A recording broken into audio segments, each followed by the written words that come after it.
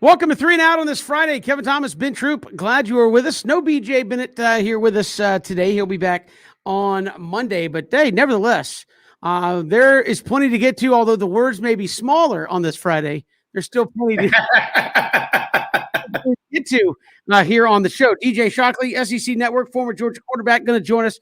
We'll look at Georgia losing George Pickens.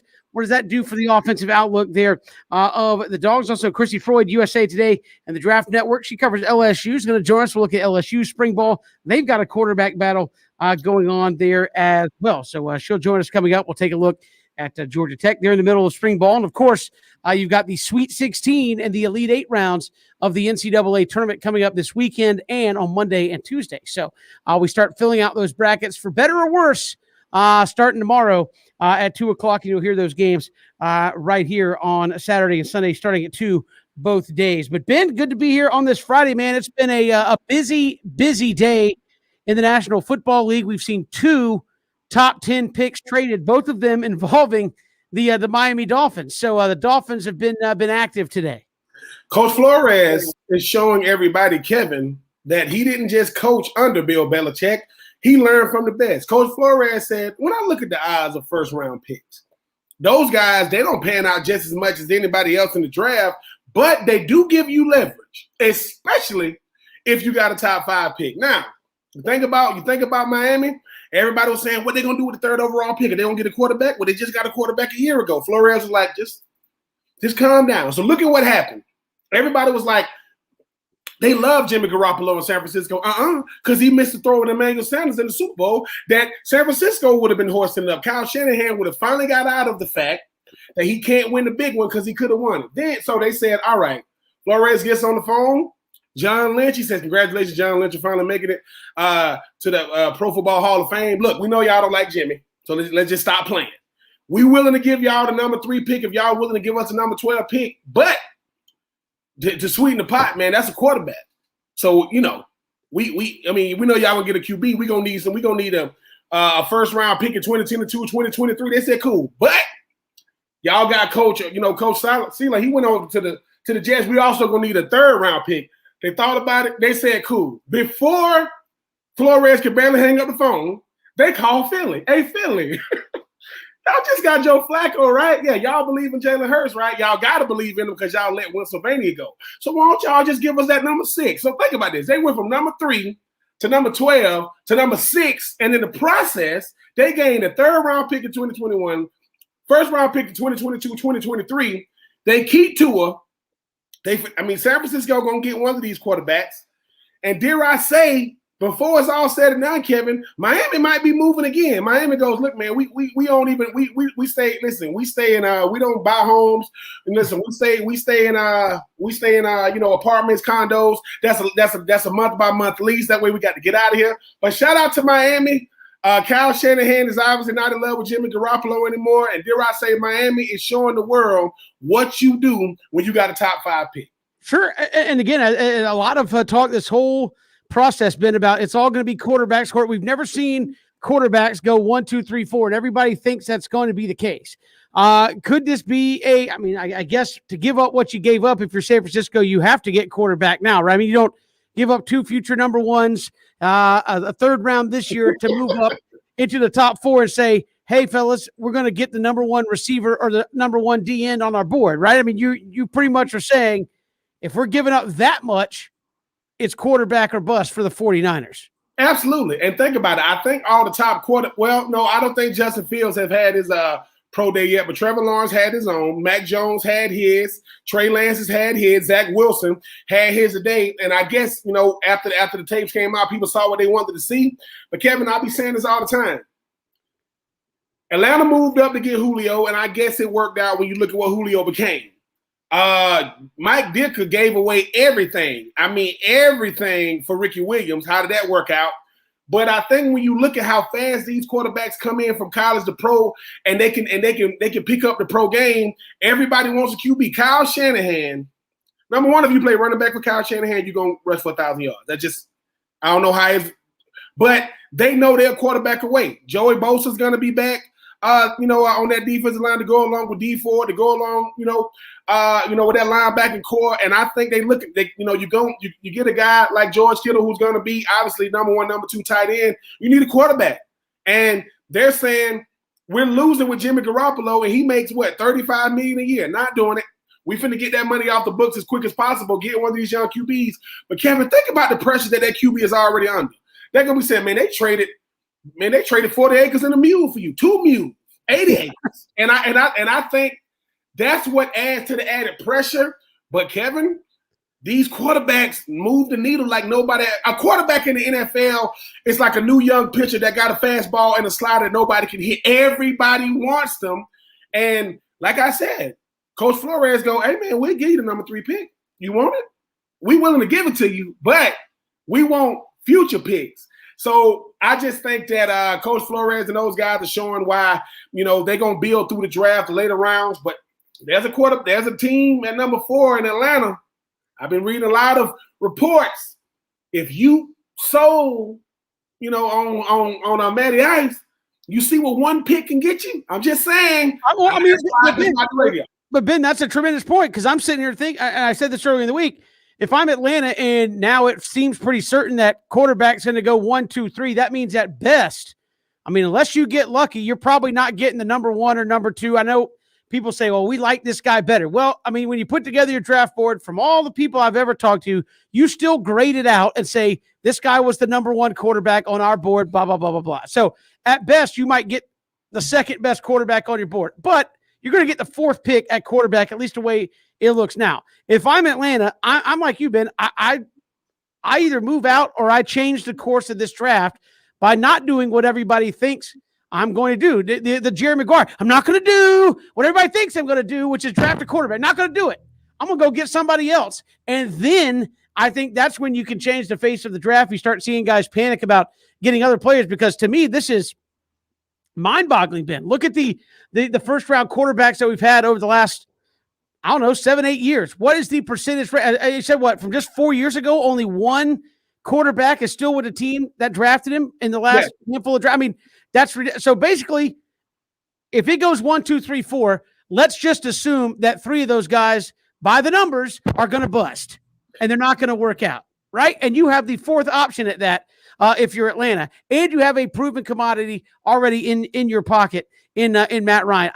Man, the longer this goes on, if I'm Atlanta, Ben, I am going somewhere else, because now you have the chance to get the top positional player, not quarterback, of anybody on the board out there. It's like having the number 1 pick in the whole entire draft if you sit tight. And as you said, if you get a team that panics, look what the Dolphins were just able to do with the 49ers. Essentially, 3 number 1 picks. You swap this year and 2 future picks plus a later round pick. That is a lot for a guy that if the pick ends up being Justin Fields, he might be a great quarterback. But you don't know. That's to take right there as well. The thing about it is, Kevin, I think you make a great point when you're looking at the fact that we get caught up in these first-round quarterbacks, right? First-round quarterbacks bust. Everybody, you bust in first round, second round. The greatest quarterback of all time was not a first-round pick, second-round pick, third-round pick, or fourth-round pick. Was the 5th-round pick, and he ended up turning. But this is what's crazy about it is, just think about the AFC. I got drafted in 2004. Okay, since 2004 in the AFC, Peyton Manning, Joe Flacco, Ben Roethlisberger, Tom Brady, Patrick Mahomes. That's it. Those are your Super Bowl representatives. That's it. That is it. Think about that. Tom Brady goes over to the NFC, and he goes to the Super Bowl again. So if Tom Brady would have been in the NFC, he would have dominated that side. So when you start talking about these quarterbacks, Baker Mayfield made it to the playoffs in year 3, going into year 4, never won, and won a playoff game. Lamar Jackson finally got over the hump and won a playoff game. Josh Allen finally got over the hump, won a playoff game. Josh Rosen is with team number 3 already in the National Football League. When you think about these quarterbacks, it's going to come down to the scheme, the players, and the fit. And for me, Kevin, we get caught up in these quarterbacks. Like, if he went number 4, he should be good. No, he graded out high. And they quarterback. So, like I say, the number 1 and number 2 overall pick in the 2016 draft, that will be Jared Goff and Carson Wentz. Both got traded after they signed their big deals. Carson Wentz moved on to Indy. Jared Goff moved on to Detroit. I just and obviously you took Dak Prescott just Lord. They finally got his money. So I do think that when you talk about these quarterbacks, Kevin, like I said, comparison will kill you every time because of what we've seen these other quarterbacks do. We think these guys are gonna do it. We'll see, but whoever goes to San Francisco, I don't care how good they are, they still gonna get criticized. Dude, they gave up 3 number ones and a 3rd round pick, and you ain't took a snap yet. Don't get hurt, young man. Well, I mean, that's what I'm saying. If I'm Atlanta and let's just go say Zach Wilson, Trevor Lawrence, and Justin Fields are off the board. I mean, are you going to go Trey Lance, Mac Jones, Kyle Trask at number 4? Or are you going to go somewhere else? Now, if Justin Fields is still sitting there at number 4, okay, that changes the discussion a little bit, but I still think Atlanta doesn't need a quarterback right now if you think you can win right now. Yeah, but Kevin, you know, just like I know when it comes to these quarterbacks, it's bigger than just what they do on the field, right? Like you talking about ticket sales, you talking about being able to have a guy that's box office, guys getting you Monday Night Football. A lot goes into these quarterbacks, not just what they do on the field. The most recognizable player in the National Football League is not Tom Brady. It is Patrick Mahomes.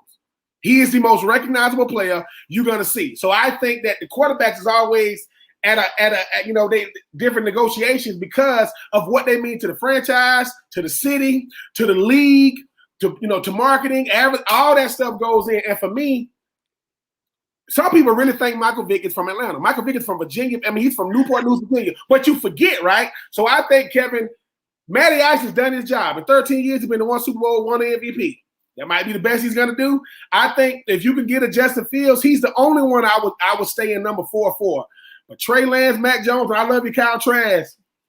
I couldn't. You can't justify outside of Lawrence, Fields, and Wilson. I get it. Lance, a guy that's never thrown a pick and played in a highlight game in 2020. That I love Terry Fontenot, but that's going to be a hard pill to swallow if you get that guy at number 4 and he ain't ready to play.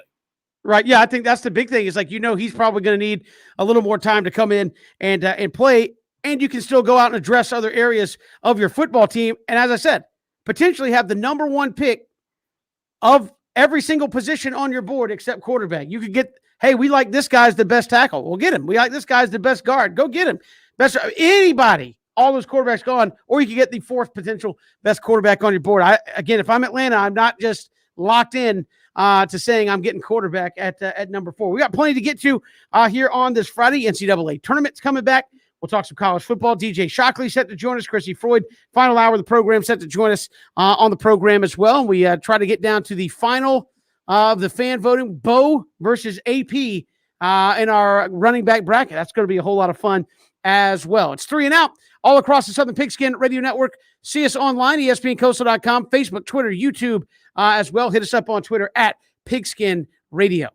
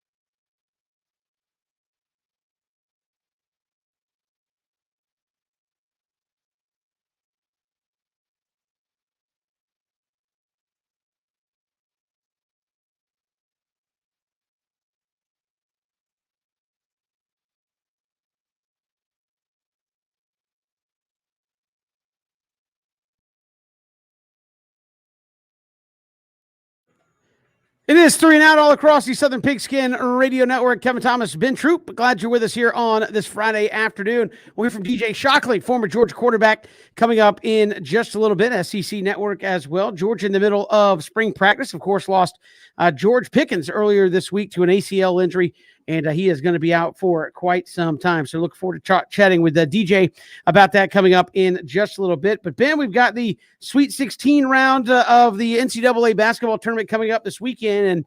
And again, depending on what your bracket looks like, it could be trash. It could be maybe in a reclamation project could be happening this weekend. But through it all, you still got 3 number ones, a number 2. We got some high seeds out there.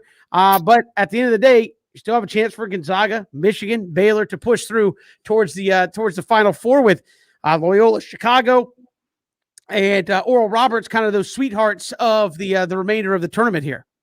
You know what, Kevin? This is what I'm gonna do. I ain't never done this before. I mean, I'm finna show my nerd stats real quick. All right, Kevin, this is what we're gonna do. I love Dickie V. I love his breakdown. You give me a game, you just pick a game, and I'll give you the analytics of what I think is gonna happen in the game. I'm gonna do my best. I'm not gonna do it. No, let me say I'm not gonna sound like Dickie V. I'm not.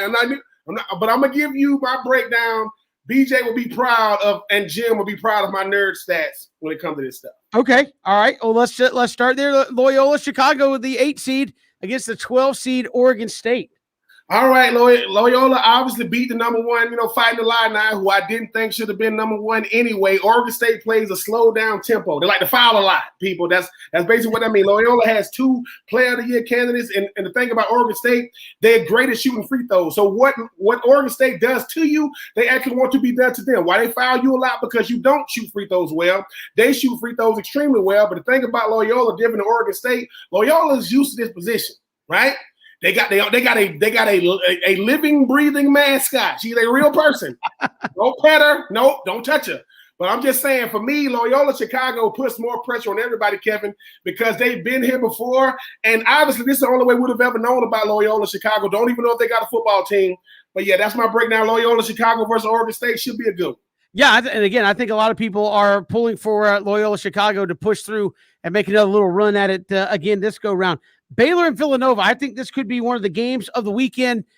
Just tremendous basketball taking place there. Let's hear the Ben Troop breakdown. What you got for us? Man, Baylor forced a lot of turnovers defensively on I think 25%. I mean, the Baylor Bears went 24.7% turnover rates, and they third nationally. And I think about Villanova, they have experience and they got great ball handling guards.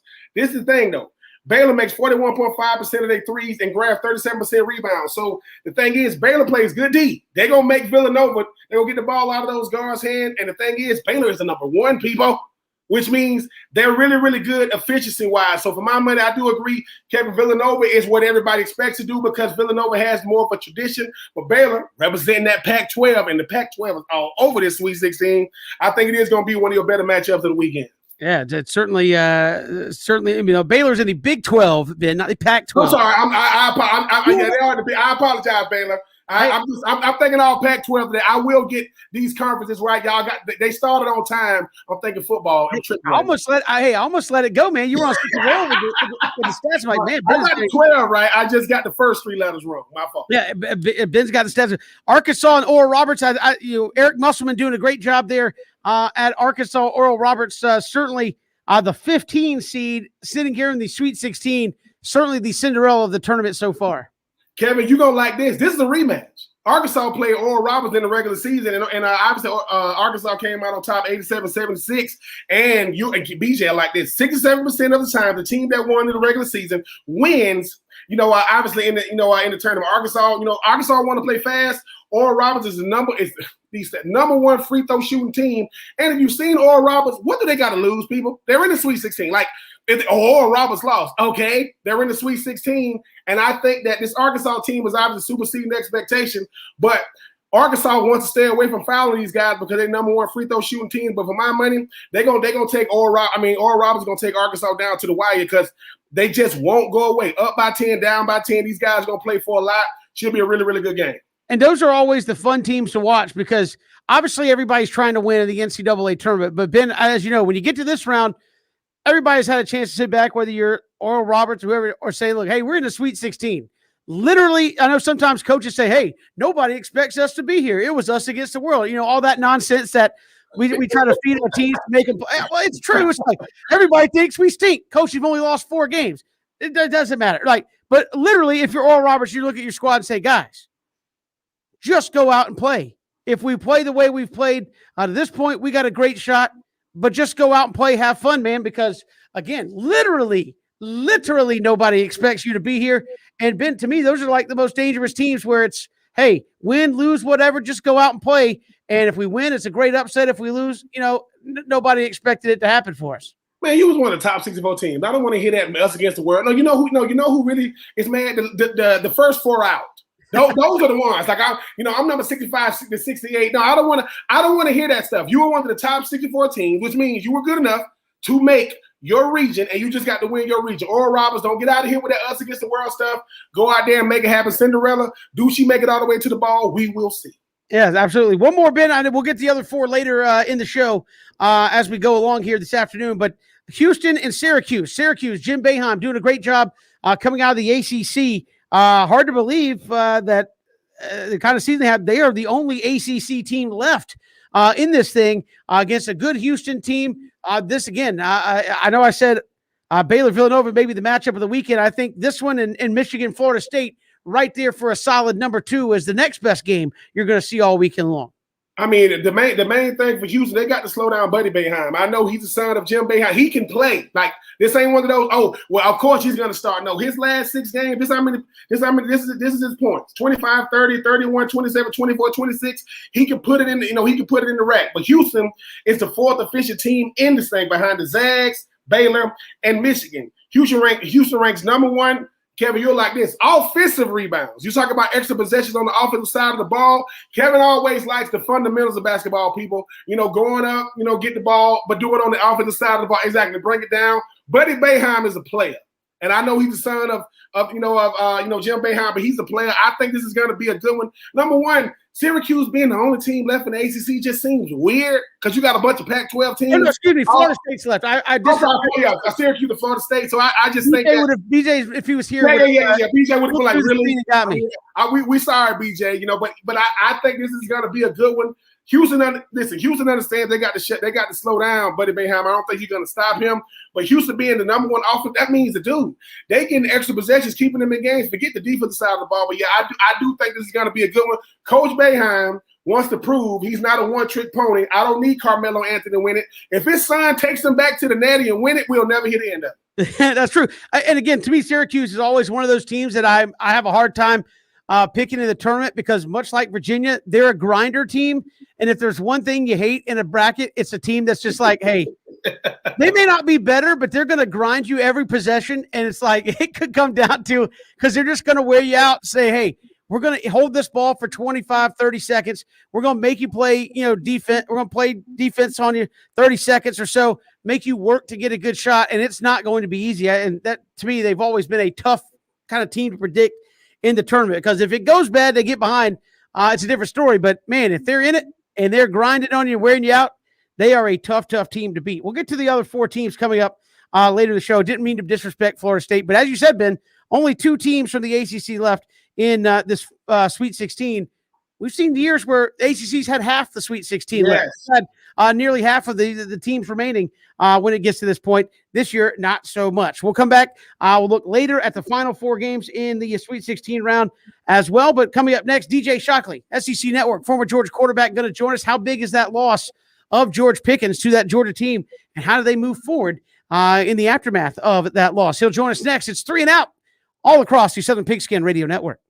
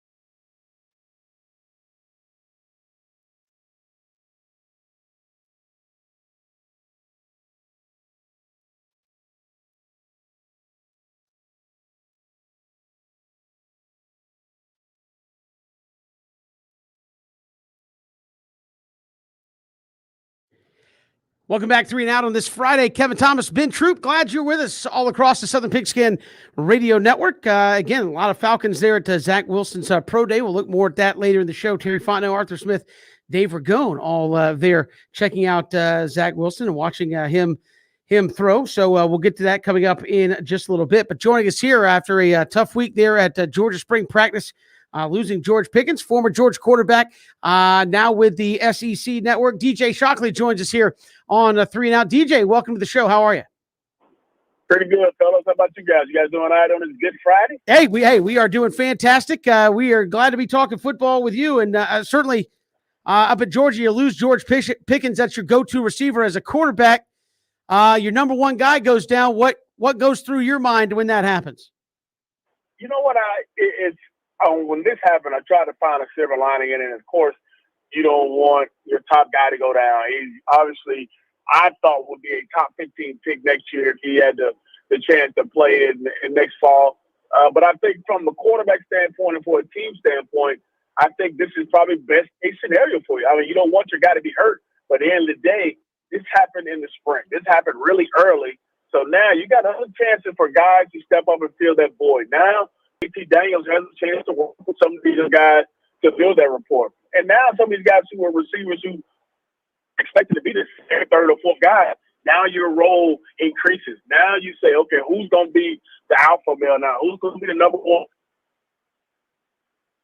Because you're going to have a full off season, you're going to have training camp, all get yourself prepared and ready. It's not like this happened 2-3 weeks before you're about to play Clemson in that first game of the year. So having this time is pretty much the only, silver lining for Georgia with this happening.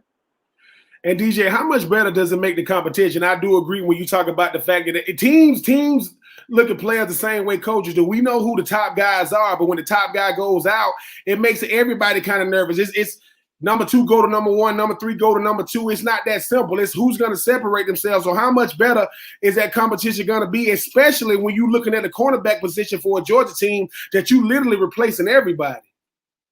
Yeah, and that's important, Drew, because you think about it, a lot of these guys knew coming into the year that George Pickens was going to be the guy. And we had to find ways to get our catchers or find ways to make ourselves a presence on his offense. Now you look at it and say, okay, the number one guy's gone. Why not me? Why can't I be the guy that they want to feature now? Why not me be the guy that they show exactly they're going to draw up stuff in the offseason for? So there's a bunch of guys who's going to be vying for that spot. And I think it ups the ante for all these guys, especially in spring, to show, hey, I can be your number one guy. I can be the guy that when you need a play on third down, you call my number. So a lot of these guys are going to be vouching for their spot, and it's going to bring up the best competition out of all these guys because now it's pretty much wide open. It's not a collection of guys who are behind him. It's now a collection of guys wanting to be the guy. So I think it's going to be great for that receiver room. And then it's already great because you have a quarterback that's already solidified himself. And Kirby has said JT Daniels is our guy. So you have a quarterback. You don't have to worry about that spot anymore. Now you're just worried about getting these guys up to speed and which guy is going to be that alpha. DJ, as a quarterback, how long did it take for you to feel comfortable with those guys catching passes for you? I know there's a lot of different things that go along into getting on that rapport with your receivers, but how long do you feel it really took for you to get same page? He knows what I'm doing. I know what he's going to do, kind of rapport with your receivers. I'll be honest. It takes probably 40, 50 balls that you're working on it. But then also for me, the trust came from me in the game. Like everything looks good in practice. Everything looks good in 7-on-7. Everybody knows where you're supposed to be when you get in the team drills. Things are not as fast. But where I gained the trust of my receivers, the tight ends or backs is in a ball game where they're in the spot they're supposed to regardless of what's in front of them. And once I knew a guy was going to come out his break and I'm throwing his feet out and he's got to be there and he's coming out of it, that's when I began to have the real trust. So I think as time goes on and get into the spring game, that's going to be a big part of it because that's the closest thing you get to some live action. And then once you get into, I say camp towards, once the season starts to get here and things start to ramp up and you can see which guys are going to be dependable play in and play out. And that's when the trust begins. And then as the season starts, once guys are in those spots and JT Daniels feels as though, yeah, I can trust this guy to do what I need him to do, and he's going to read the exact same thing I do as far as coverage-wise, that's when that trust and rapport comes. So I think it just takes time with game action as well as just amount of days being out on the field throwing and understanding what guys are going to do in certain spots. And DJ, it's funny that you use the word trust, because a lot of times we don't even realize as players that's the only way we're going to play. It doesn't matter ability. If the coaches don't trust you, you're not going to play, and that resonates with you. And then when you hear a coach talk about bad body language, he's really talking to these receivers about what you're seeing. Like, look, DJ's not going to throw you the ball if you're giving him bad body language and he can't see your numbers. At what point, outside of building a rapport, are you going to guys saying, look, man, you know I love you, right? But I cannot put us in a bad position if you're not giving me something to throw to. I know I trust you, but you got to give me a target to throw to, even if sometimes that's going to be those 50-50 balls. Yeah, that's day one. So I'm going to tell you, be honest, that's day one for me, because if I'm letting the ball go on time, if I'm throwing it to a spot that I expect you to be in and you're not there, guess what? At the end of the day, it's going to be an interception. It's going to look bad on me. So I'm not about looking bad. So guess what? I'm going to make sure that everybody's in the right spot doing what they're supposed to do. And if you're not, I'm going to let you know about it. And if I'm the starting quarterback at a place like University of Georgia, or I'm the starting quarterback at one of these major universities, and I'm the guy, everybody has to take heed of what I'm saying. Everybody has to be on the same page with me. And if you're not, guess what? You won't be playing in the game. Because I remember there were nights before the game or 2 nights before the game, we're going through the game plan, and the coach would say, hey, are you most comfortable throwing this to him? Are you good with throwing this corner route to so-and-so versus cover 2 or cover 3? You think they're going to read it right? And if I say, okay, well, in practice, he didn't take the high angle versus cover 2, so I'm not sure if he can read the same way, guess what? I'm not going to feel comfortable. So at the end of the day, I'm going to tell the coach, this guy's not ready yet. He may be ultra talented, but if he don't see what I see, it doesn't matter. So I'm on it from day one, letting them guys know from Jump Street, this is what I expect, this is what I'm about. And most guys who want to be great, most receivers who want the football, they don't listen to their QB, because at the end of the day, they know this is the guy who's going to give me the rock. DJ Shockley joining us here on 3 and Out. And DJ, how much more of Todd Monken's offense do you think we'll see them comfortable with? I know people said, well, they still got the install last year, but now you have a full spring practice, add some wrinkles. How trusting of his guys do you think Todd Monken will be to execute what he really wants to do? I think that's going to be the most important thing, is how far they've come. I've talked to a couple guys there already now who say they are light years ahead of where they are now. First off, you got a quarterback who's played some, he understands what the coach wants, and now you actually have a coordinator who knows what his guys can do. I remember talking to Todd Monken late into the year, and he said we were still trying to find a rapport with what guy can do what. He said he was still learning his receivers. He was still learning what guys can do. Now he gets a full off season. He gets a chance to implement some of these new things, and they get to go over and rep it without having to worry about a game. Now this only exceeds for this offense to make it even better. So I think this offense to take a huge leap, and I wouldn't be surprised if JT Daniels with the receiving core they have now, it's going to go down just a little bit because no George Pickens, but with the rapport he's going to have with his receivers, the way Todd Monken can draw up plays, and the elite level of mental aptitude that JT Daniels has, this could be one of the most explosive offenses in the country as well, with those backs that they have back there. So it's going to be fun to watch them, and I expect with a full offseason, this offense and JT Daniels to be at a whole new level come game one when they see Clemson. And obviously, DJ, it's obviously what had to be weird for, you being a former, Georgia quarterback, and then you look at the Georgia faithful watching you guys just throw it around. I mean, obviously it was working last year. How much better is JT Daniels going to be when he can just hand the rock off, being able to add? It's crazy we saying add in the running game when we talk about the University of Georgia, when that's what y'all used to be y'all bread and butter. How much better is it going to make him as a quarterback to be able to add that running game to go along with that big arm? Yeah, it's going to be tremendous. I mean, the amount of backs they have there is ridiculous. And then you talk about losing a guy like George Pickens. Well, here's other guys who can step in and be really big out of the backfield. James Cook is a guy who I think they are so excited to have back because of his versatility in that offense. He's going to be able to do so many things out the backfield, option routes. He can run pretty much every route that's in the route tree. His coaches are loving what he can do. But I think the fact that you have all this time for JT Daniels to work with Todd Monken is going to take, I think, great strides in what this offense can do. And even last year, as JT Daniels began to play more, you can see him become more comfortable in his offense, and you can see Coach Monken open it up a little bit more. And JT can make every throw on the field. He's going to have all the weapons he needs around him, and he's going to be a guy who feels comfortable going in because this is one smart dude. I remember talking to him a couple times last year as I got ready to call one of the games, and this dude was in there with the coaches, getting the game plan ready, asking Coach Monken questions.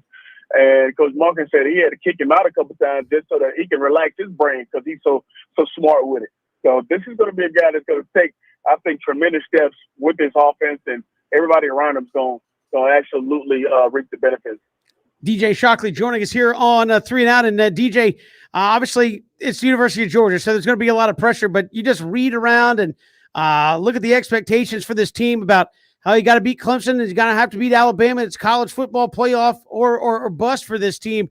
I mean, how palpable do you think this team feels that hey, it is, you got to beat some of the big dogs here in 2021, no pun intended, of course. Yeah, no doubt. I mean, obviously Alabama is the standard in the SEC, and everybody's fighting the uphill battle trying to beat those guys because they've been so successful over the last, umpteen years since Saban's been there. So that is the number one goal is you have to get to Atlanta first. You got to make sure you take care of the East. Last year, Florida did an outstanding job. I know you'd love to hear that, but Florida did a good job of winning that ball game, which we know always matters.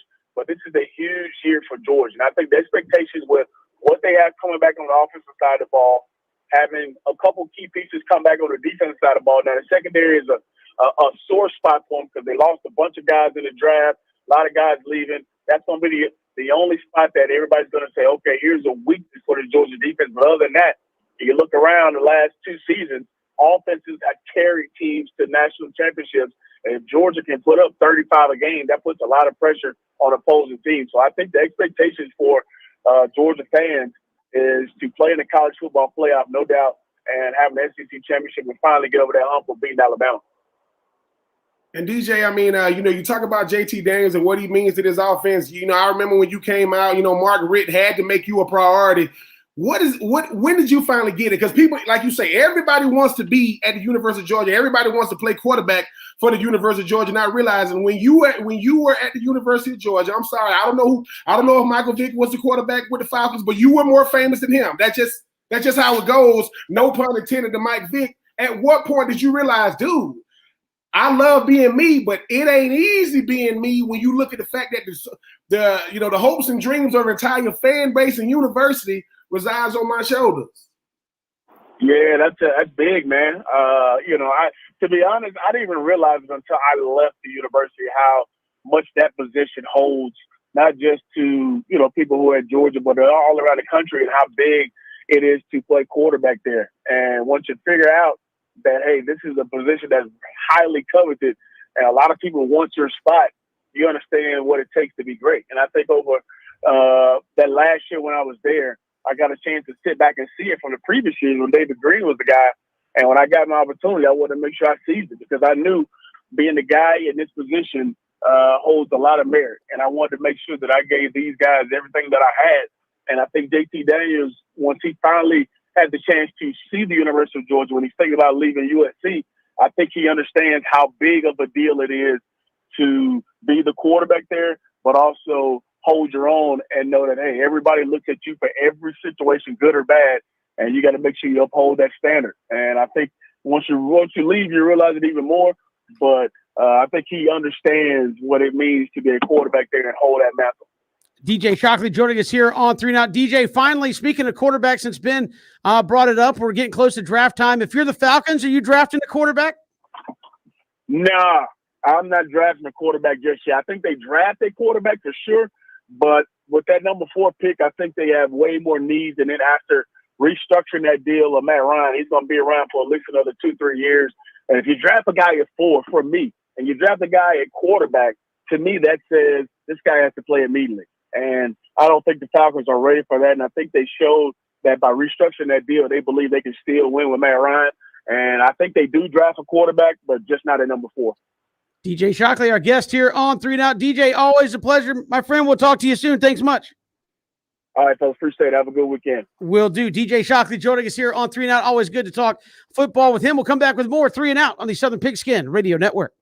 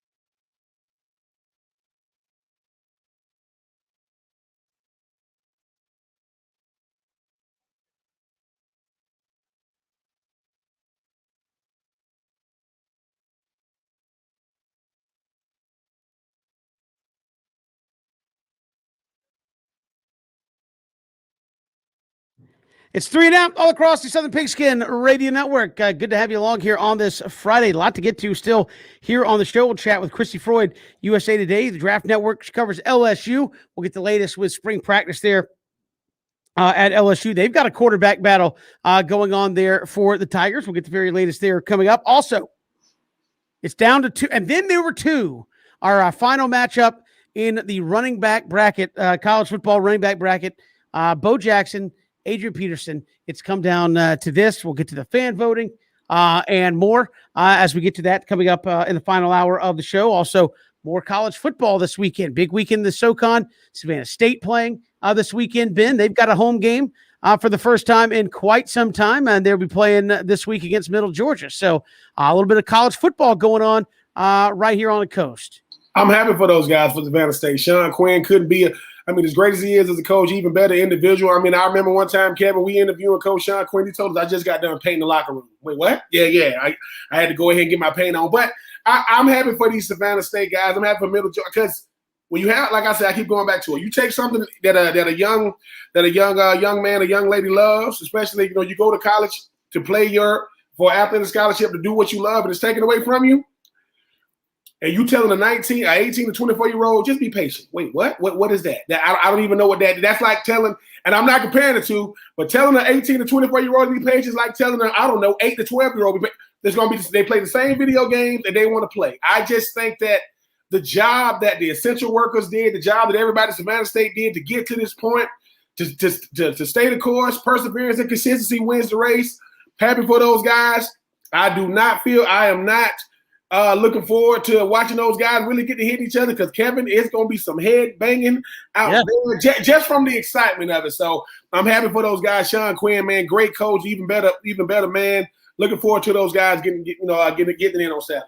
Yeah, they got to play a couple weekends ago in Mobile, but this time it's at home in Savannah. I know they're all looking forward to that coming up on Saturday as well. Much more to get to. Hour 2, we'll take 3 right around the corner as well. And we'll look at spring ball. Georgia Tech in the middle of spring practice going on in Atlanta also. It's 3 and out on the Southern Pigskin Radio Network.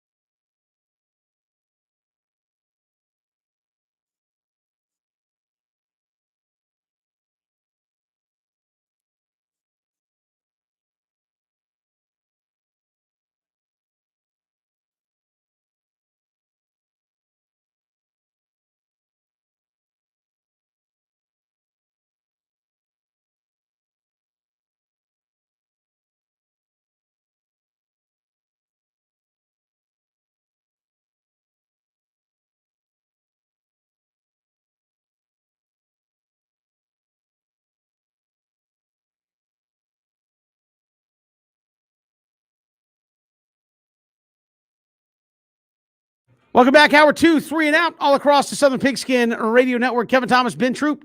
Glad you're with us on this Friday. Plenty to get to here in hour number 2 as well. We'll chat with Chrissy Freud, though, coming up in the final hour. We'll look at Georgia Tech this hour. They're in the middle of spring ball, Ben, as well. So we will look at the Yellow Jackets coming up on their 2021 campaign. They've got some young players looking to make a mark here in 2021. We'll get to that coming up in just a little bit. But first, it's 4 o'clock. Let's take 3 here on 3 and Out. All right, Ben, take 1. Where does Sweet 16 rank in the pantheon of sports weekends? Oh, I'll put it up there as number 1. And the reason why I say it is even more so than last weekend. Yes. I'm gonna tell you why. Because number 1, Kevin, now it's getting real. Okay, I get the round. 32. Everybody, oh man, we made it to the second round. No, Sweet 16, it's getting real, people. Now we're talking about Elite 8, Final 4, hanging up. Because see, in college basketball, you hang up banners when you make it to the Final 4. Some may hang it up when you make it to the Elite 8. Thank God UCF ain't making it in. They would have hung it up just for making it to the tournament. But I think, Kevin, it shows too. Number one rankings don't matter. Illinois don't matter. They was ranked number 1. They're already out of it. Number 2, you don't want to play a Cinderella.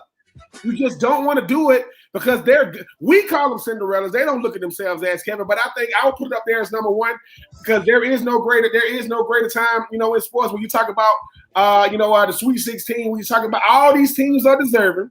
The teams with the most to lose are the number 1 seeds. We got teams like Alabama who say we are not just a football school. The Pac-12 saying we can't go to the college football playoff. We gonna stack the deck when you talk about this. So for me, with all the storylines, I think it's number 1. I would still say last weekend is better just because it's nuts. I mean, it is full-on pandemonium. I mean, I think this is what you said. This is where it gets real, and I think you'll see a little bit more of the better teams continue to move on towards the Elite 8. But first weekend, to me, is what I'm all about. I mean, it's upsets, it's disappointment, it's heartbreak, it's all that. Brackets getting torn up, thrown in the trash. Now you're either in it or your bracket's toast. Like there is no like, hey, I'm ready for a comeback. Nope, you're either done or you're still hanging around. I think last weekend is better in terms of that. This weekend is still pretty good, but I will say not as good as the opening weekend of the NCAA tournament that we saw last week. Moving on, take 2. Following the trade deadline in the NBA, which was earlier this week, who is your favorite to win the NBA Finals? Whew, man. I think it might be some rumblings that Andre Drummond might get picked up by the Lakers. But from what I seen yesterday, the Nuggets got to be a front runner. I mean, they added Aaron Gordon to go along with Jokic and Murray and Porter and R.J. Hampton and then they added JaVale McGee for size. I know people going to keep talking about Rajon Rondo going out to the Clippers. The Clippers are not going to beat the Lakers. I'm getting tired of hearing this nonsense. PG-13, playoff P, get out of here with that nonsense. And Kawhi Leonard, we saw what happened last year. I'm sorry, they lost to the Nuggets. So for me, you get a guy like Aaron Gordon, man, who now he can go to the 4th spot. Michael Porter Jr. can go back to a true small 4th spot. You see what Murray can do. Jokic, all-star. So for me, those Nuggets got a shot to be there, Kevin, because they did it last year. They beat the Clippers, came back from down 3-1 to freaking beat the Clippers, by the way. Stared LeBron them in the face. So they got better. They got a shot because that West is going to be crowded. But I think the Nuggets got really, really good. They had some real good pieces yesterday. I mean, the favorite to win is still the team LeBron's on, right? I mean, that's. Yeah, pretty. And LeBron is out 4 to 6 weeks with his high ankle sprain, and I think. So he'll be back in time for what? Oh yeah, for the playoffs. There we go. LeBron got to do something to get some time off, man. I got to get injured to get some time off. Yeah. Hey, are we making the playoffs? Are we good for sure? Yeah, that's an and LeBron like, can we just get the 7 seed? Yeah, it don't that 1-2 seed. Just give me the 7 seed, play the 2 seed, and go ahead and get them out the way first. Yeah, we got AD. It's fine. We'll push our way right through. So, yeah, I mean, I think it's still the Lakers at the end of the day. But all right, moving on to take 3. Ben, I'm not a shoe guy like you, so yes. Nike Air Max Day. One, you're going to have to explain to me what makes these so special, but is there a more iconic shoe, I guess I should say, than the Air Max? Absolutely. Absolutely. Now, Air Max is up there. Air Max 95s. I mean, they in people's rhymes and, different things. Shout out to the game when he was talking about the Air Max 95s. When I think of iconic, I think of the greatest basketball player. I think of Jordans. Jordans are iconic. Number one, they're very expensive. So back even when I was in high school, there was $100 back then. I like, Mama, the Jordans coming out. She's like, you better get the hell out of my face, go get on that bus. All right, cool. but I think that, Kevin, when I think iconic, I'm gonna say something. New Balance, I think iconic. Like when I was in school, New Balance had all not the kickball champion New Balance that Kevin be wearing with the big N on the side. I'm talking about the ones that came. They got like that different kind of fabric on the top, and it's like the fabric on those rugs. And if you pull it one way, the rug be light, and you push your hand the other way to be dark. That type of fabric on the top of them. I think about Huaraches. I think about foam posits. If you are from the state of Georgia, I think about Air Force Ones. I mean, Nelly. Shout out to Nelly. He tried to make the song called Air Force. Well, no. We invented the Air Force Ones down here in the South. We call them uptowns. Y'all country grandma boys. Y'all put sugar on y'all mac and cheese. Get the hell out of here. So I'm just saying, for me, you got the Huaraches. You got the foam posits. You got Adidas shell toes. Shout out to Run DMC. You got the New Balance, the stylish ones. I'm gonna get Kevin some. He gonna wear them as New Balance. And the Air Max 95s, but Jordan's gonna always be supreme because while everybody is deviating, Jordan has literally been making the same shoe since '86. Like literally, like the same color scheme, and it's still the number one selling shoe. So for me, Jordan's always gonna be number one. Air Max gonna always be in there, but Adidas shell toes, the New Balances, like I said, the Nike Dunks, and like I say, Air Force Ones, foam posits. Holla at me. Hey, full list there. I'll just say the Chuck T's, man. That's of course. How can I forget those, man? Do what? I mean, yeah, you're right. How can I forget the Chuck? Now, I will say this: Kevin looks like the ankle Chuck T's, like the ones that come up on the ankle. Yeah, like Rex Ryan. High tops. Yeah, the high tops, the Rex Ryan with the tube socks coming out. Give me the tubes. Like I'm gonna tell you who made the Chuck T's famous. If you've ever get my age, when you've ever seen the movie Twins with Danny DeVito and freaking Arnold Schwarzenegger got on the Chuck T's and the biggest calf you ever seen coming out the top, like he's trying to take his blood pressure through his leg. It was crazy.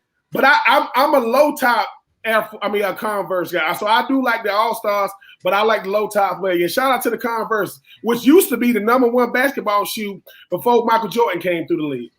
That's true. Yeah, the Cody is pulling up the PF Flyers that Benny the Jet Rodriguez wore in the Sandlot. I've never had a I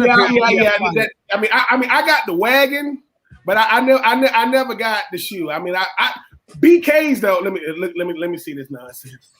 Listen, let me tell you something. That's back when you ain't need your ankles taped, baby. That's back when you he got on the all blacks. Let's get right with the little cuff down there at the bottom. I like that. Yeah, so that's just a quick look of shoe history there with Ben Troop here on a Friday afternoon. We've got much more to come here on 3 and Out all across the Southern Pigskin Radio Network. Again, we're talking spring practice. Georgia Tech in the middle of spring ball as well. Of course, they, like everybody else, have their questions to work out. They need a big year, I think, coming into to 2021. We'll look at that when we return. It's 3 and Out all across the Southern Pigskin Radio Network. We are streaming live at ESPNCoastal.com. Hit us up on Twitter at Pigskin Radio.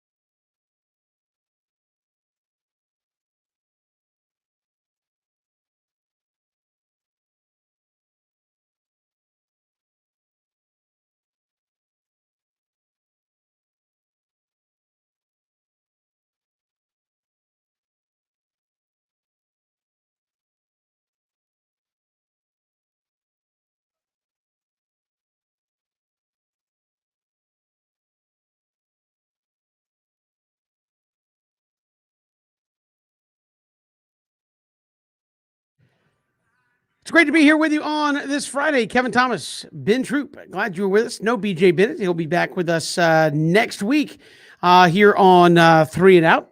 Reminder, if you missed any portion of the show, you can go to espncoastal.com, Apple Podcasts, Spotify, YouTube, and get a podcasted version of the show each and every day. So we are happy to have you along here. Hit us up on Twitter now live at Pigskin Radio and more. But great to be here on the show. We will hear from Chrissy Freud, USA Today and the Draft Network, coming up in the final hour of the program. She will join us. We'll talk some LSU footballs. They've got their own quarterback situation going on there. Max Johnson and Miles Brennan. We'll get the very latest out of Baton Rouge happening there with her coming up in the final hour of the program. Also down to our Bo Jackson, Adrian Peterson matchup in the greatest running back collegiate bracket that we put together. It's been tough, but now you got to get down to there can be but one at the end of the day. Yeah, Kevin. And the thing is, I think it went to White Ray. I mean, shout out to Bill Conley, who loves to make these top 100 lists to have everybody up in arms. But when you start talking about the greatest running backs in college football, I mean, Kevin, dare I say, we could have made a totally different list with no one name that's on this and put another, because we forget how great some of these guys are. But number one, I just like who it ended with. Bo Jackson was, to say he was iconic. I mean, this guy did it all, flat out did it all. And then Adrian Peterson is a guy that's going to fly under the radar because of where he played. But when you look at what he did, no, there is no greater running back. So I love the list, love that it came down to these two guys. And it's obviously going to be, a very, very hard decision to make when you look at these guys' contributions to the game, what they meant to the game, what they meant to their universities, but what they meant to college football. Listen, if you don't know Bo knows, you're too young, and you need to blame your parents because they definitely know Bo knows. And if I'm not mistaken, it was Wayne Gretzky, Michael Jordan, and Bo Jackson, right, on the cartoon back in the day, right? It was those three. So listen, Bo, and we talk about iconic stuff. The Bo Knows campaign for Nike, oh my God, that took it to another level too. So stop playing with this man's name. Yeah, look it up. I think it was like it was not. I don't know if it's called Super Friends or something, but it was like Wayne Gretzky, Bo Jackson, and Michael Jordan. If you ever saw this, man, I know you. I used to watch this as a kid. Yes, they would all run around. Yeah, Super Friends. Yes. No, that's not it. They would all run around though, and talk to the kids, and things would happen. And Bo Jackson would whip out a baseball bat and do something, and Wayne Gretzky would do something. Michael Jordan would do something to help save the day. What's it called? Pro Stars. Put up the picture of that thing. That was an unbelievable cartoon, Ben. It was. No, but that's what I'm saying, though, Kevin. When you start thinking about it, that's when like, think about how many athletes was in their sport, and then Bo goes, "Do you got it? I'm sorry. Do you have a cartoon? Look at Wayne Gretzky is looking. He ain't even looking up to say go. He's looking at how big Bo Jackson arms are. Like who? Look at MJ. Look at Wayne Gretzky and Bo Jackson. He looked like a freaking G.I. Joe figurine, man. Get out of here, man. I mean, but I do remember Pro Stars. It was a great, and that's forever. That's like Tecmo Bowl, for which two you could not tackle Bo Jackson. Yes, we could Tecmo Bowl either. He's the most unstoppable. And the thing was, and again, we're getting way off track. We'll get to some college football in a second. But the thing was, what I'm saying, Bo Jackson, and the thing about the Raiders that was unfair, Ben, is not only, if you remember, did you have Bo Jackson, who was virtually unstoppable, you also had Marcus Allen on that team. So between the two of them, it was, you have to throw the ball. I'm going to beat you. Absolutely. And like I said, to be able to go back to the guys that paved the way for today's football players and college football running backs is always good. But Bo Jackson, we forget how iconic he was. But it started at Auburn. I know people think, the greatest Auburn Tiger of all time is Cam Newton. I beg to differ. I love Cam.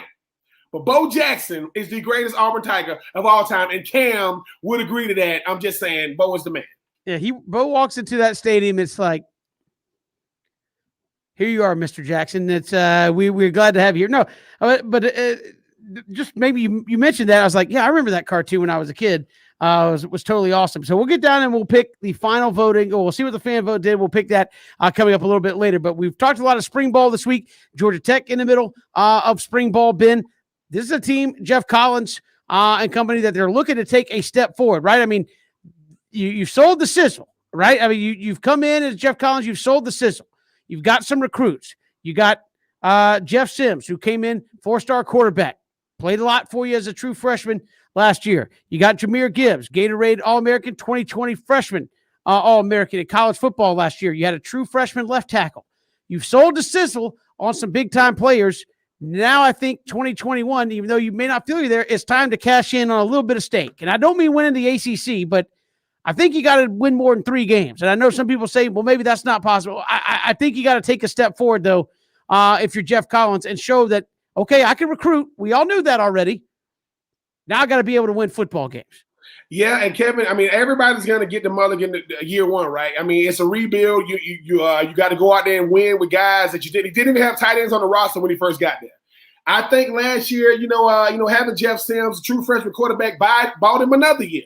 And we're doing it's during a pandemic. So, but I do think, Kevin, at a certain point, you got to look. Results is the name of the game. Winning games is the name of the game. Nobody's judging Jeff Collins off of what he does against Clemson, but everybody else, I think it's fair game. And so I do think that you bring it back. Think about it, your backfield is pretty legit. I mean, Jahmyr Gibbs, to even get him when everybody wanted this kid, and he ended up going to Georgia Tech. You talk about a guy in Jeff Sims who emerged when you had other quarterbacks on your roster. That defense is going to have to play more complementary because Jeff Collins is known for defense and defensive backs. And I do agree, Kevin. I mean, we're gonna look. I'm never ever gonna jump on these players in college football because I know how hard it is. But Jeff Collins understand. You left Temple to come to Georgia Tech, to get Georgia Tech not just back to winning, back in the national conversation of competing in the ACC. You got away from what they did on offense with the triple option. That's fine, but you're gonna have to show it. You're gonna have to show that this new offense, it's more of a balance, running the football as well as throwing the football. Because, like I said, nobody's competing with Clemson right now. That's fine, but nobody's scared of North Carolina. I mean, Miami is going to be dealing with a quarterback, and De'Aaron King is coming off an injury. Mackenzie Milton in Florida State, haven't seen him play football in like 2 years. Louisville got Miko Cunningham. You just don't know. So with North Carolina State surging and, teams like Miami playing well, Georgia Tech got to get back to winning games ASAP, Kevin, because your true freshman started all last year. Jahmyr Gibbs is going to be incredible. I think if you can start playing some good football, dare I say Georgia Tech could be a threat, but they're going to have to prove it because people talking about, I don't think Georgia Tech fan base going to go crazy. Go check Georgia Tech Twitter. Oh, yes, they do care about what goes on with them Yellow Jackets, but I think Coach Collins knows you can't hide in a place like Georgia Tech, man. I mean, it's too much tradition, and you got to start, like you said, Kevin, that steak smell good. Yeah, well, I want to taste it because smelling is one thing, digesting is another. You're going to have to serve us some nice steak this year. And again, I think you're right. I mean, the recruiting has been better. You're going to have to turn that at some point into wins. I think he's also in a tough spot because, as you said, hey, nobody is on par with Clemson in the ACC. Okay, that's fair. But you got 2 games every year, Clemson and Georgia, that right now that's 2 games against the top 5, at least for the foreseeable future. Unless somebody comes in and does something, that's 2 games against the top 5 you're going to have for the foreseeable future, and that's the mountain you're trying to crest here. And I think offensively, as I look at it, you like to see a little bit more out of that team in terms of playmaking. Sometimes I think the play calling gets a little stale. Defensively, again, it's a Jeff Collins defense. I know when you look at all the stops, Ben, he was there at Florida helping out with the defense, and they had a dominating defense. I think you're wanting to see that, where you can lock some teams down. You can control the line of scrimmage at times. I know sometimes that takes recruiting talent. You got to be able to get the guys in there, but I think you want to start to see that defensive side of the ball, as you said, really step up and show that they could take over a game. I mean, he's had defenses at Florida and elsewhere where they could step up and control a football game, and I don't know if they're quite there yet, but I think if you're wanting to sell the vision of the program, you got to see that start to shape up a little bit.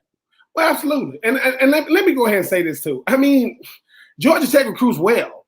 I mean, I remember when Jahmyr Gibbs decided to go to Georgia Tech, people were livid. I'm going to just go ahead and put it out there. I ain't going to act like I thought Jahmyr Gibbs was going to go to Florida. Because I said, all right, Dan Miller. And when he said, I'm going to Georgia Tech, that shows how better of a recruiter and how good of a recruiter Jeff Collins is. And you know this too, Kevin. I mean, Kilo Stone, guys from our neck of the woods, from Jenkins High School. I mean, I remember when he decided, when he's at the spring game a couple of years ago, mean mugging. I'm like, what's wrong with you? Well, you already going here. You see hundreds of guys out here. They're just, getting to see how it looks at Georgia Tech. And I think that now, Kevin, first year's gone, second year was a wash because my two best players on offense both had true freshmen next to their names. It's going to be time to go out there and get it done. Because like I said, do you judge Jeff Collins against the North Carolinas, the North Carolina States, the Virginias, the Virginia Techs?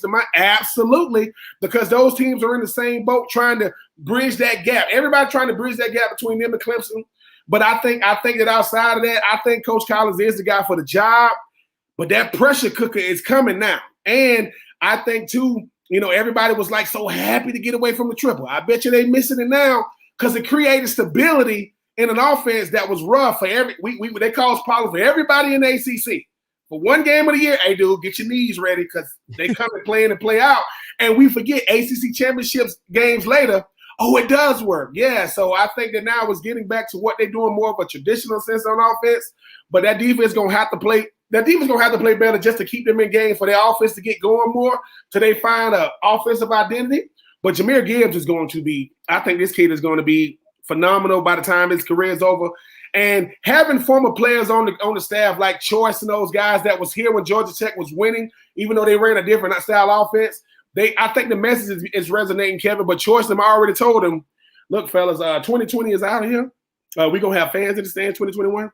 And they give them something to cheer about because I'm telling you, Atlanta has a lot to do. This ain't Clemson to where ain't nothing else going on. They will go over they will go over, to the varsity real quick and we start tripping. I'm just telling you.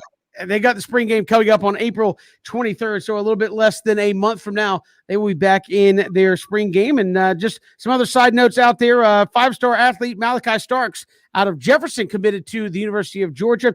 And Christian and I, Ben, had a chance to see that young man play against BC in the state semifinals this past year, playing quarterback and safety, and was all over the place out there making plays and was very difficult. And you can see why clearly a lot of people like that young man and commits to Georgia out of Jefferson High School, and another big get there for Kirby Smart. Yeah, but Kevin, you said something at the beginning of this segment. Georgia got a lot of sizzle too, don't it? Mm-hmm. Them steaks taste all right. But think about this. These, guys like, Malachi Starks and those guys do understand this. Georgia Tech, not even a play away. Georgia Tech is a game away. Georgia Tech beats Georgia. Those recruits going to start saying, wait a minute, man. It ain't weighing out. I don't think it's ways to go before they do that, I'm afraid. Well, at the same time, too, though, Kevin, I look at it like this. Even back when I was in college, Georgia Tech was always a really, really good game. Let Georgia tell it. We don't care. We don't worry about Georgia Tech. Of course you don't. Yeah. Of course you do. It's been a little lopsided. But every rivalry go through ebbs and flows. Virginia Tech, they usually beat the brakes off Virginia, right? But Virginia won a couple of times in the last 2 or 3 years. Them boys think so. I just think that game is going to have way more significance because Georgia Tech building confidence by the time they play Georgia. And depending on how Georgia season goes, you know how it is, Kevin. As long as Georgia got something to play for, they good. They lose a game or two. Coach, the neck ain't. I don't think I'm able to go. I think it'll be good, some good stuff. And again, we're already seeing a lot of that from like media pundits saying, look, for Georgia, and we mentioned it with DJ Shockley, it comes down to probably Florida, Clemson, and Alabama. If you can't win those, then you're kind of still in the same spot. I think you want to see some push through there from Kirby Smart in those big contests to get you to that next level. Yeah, and the thing is, Kirby Smart is always going to be under a lot more scrutiny, Kevin, because when you start talking about top 2, top 3, top 4 in recruiting every year, people are going to say, okay, well, Clemson's won one, right? Obviously Alabama win every other year. LSU has won one as of late. Ohio State is at least in the conversation to lose to the national champion or play in the college football playoff. Georgia, y'all played in one, lost to two, and haven't seen y'all since, and y'all still top 2 and 3 in recruiting. I think, Kevin, at a certain point, people are going to say, well, maybe Kirby Smart is a great recruiter, not a great developer, because you know how it is, Kevin. If you got access to everything except the natty, that conversation is going to start switching here because people are going to stop giving you the benefit of the doubt. Yeah, it's going to be fun to watch how this devolves into to 2021 because there's really one or two really big games that I feel like Kirby Smart's got to win here in 2021 to keep pushing that program in the right direction. We've got more to come here on 3 and Out. Zach Wilson was working out today for the Falcons brass and a whole lot of other folks as we've seen a lot of movement in the NFL draft in terms of positioning and due to trades and more. We'll hit some of that and more when we come back. It is 3 and Out all across the Southern Pigskin Radio Network. We are streaming live, ESPNCoastal.com. We're also live on Facebook, Twitter, YouTube as well. We've got more to come on this Friday afternoon. It's 3 and Out.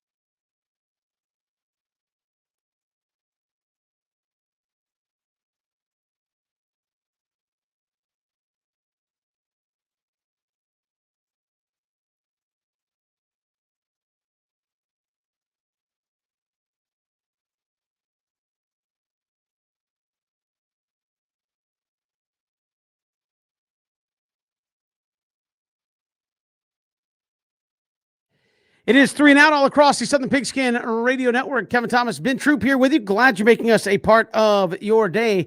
Streaming live, ESPNCoastal.com. Of course, a lot of movement, Ben, in the draft earlier today with the 49ers jumping up into the 3rd spot. We'll get to that coming up in just a little bit. But Zach Wilson had his pro day today. Apparently impressed a lot of folks. All the Falcons brass were on hand. Terry Fontenot, Arthur Smith, Dave Ragone. We're all there in attendance, the only GM and head coach combo there watching Zach Wilson. But if you are to believe all the hype pre-draft about Zach Wilson, unless the Falcons move up, there is not a chance the Falcons are getting Zach Wilson in this draft. No, not unless all these GMs, have been lying to all of us, Kevin, just saying. But Zach Wilson seems to be driving this draft because everybody knows it's like everything happens at that second pick. We know that Trevor Lawrence is going to go number 1. Obviously, the Jets are in the driver's seat by having number 2.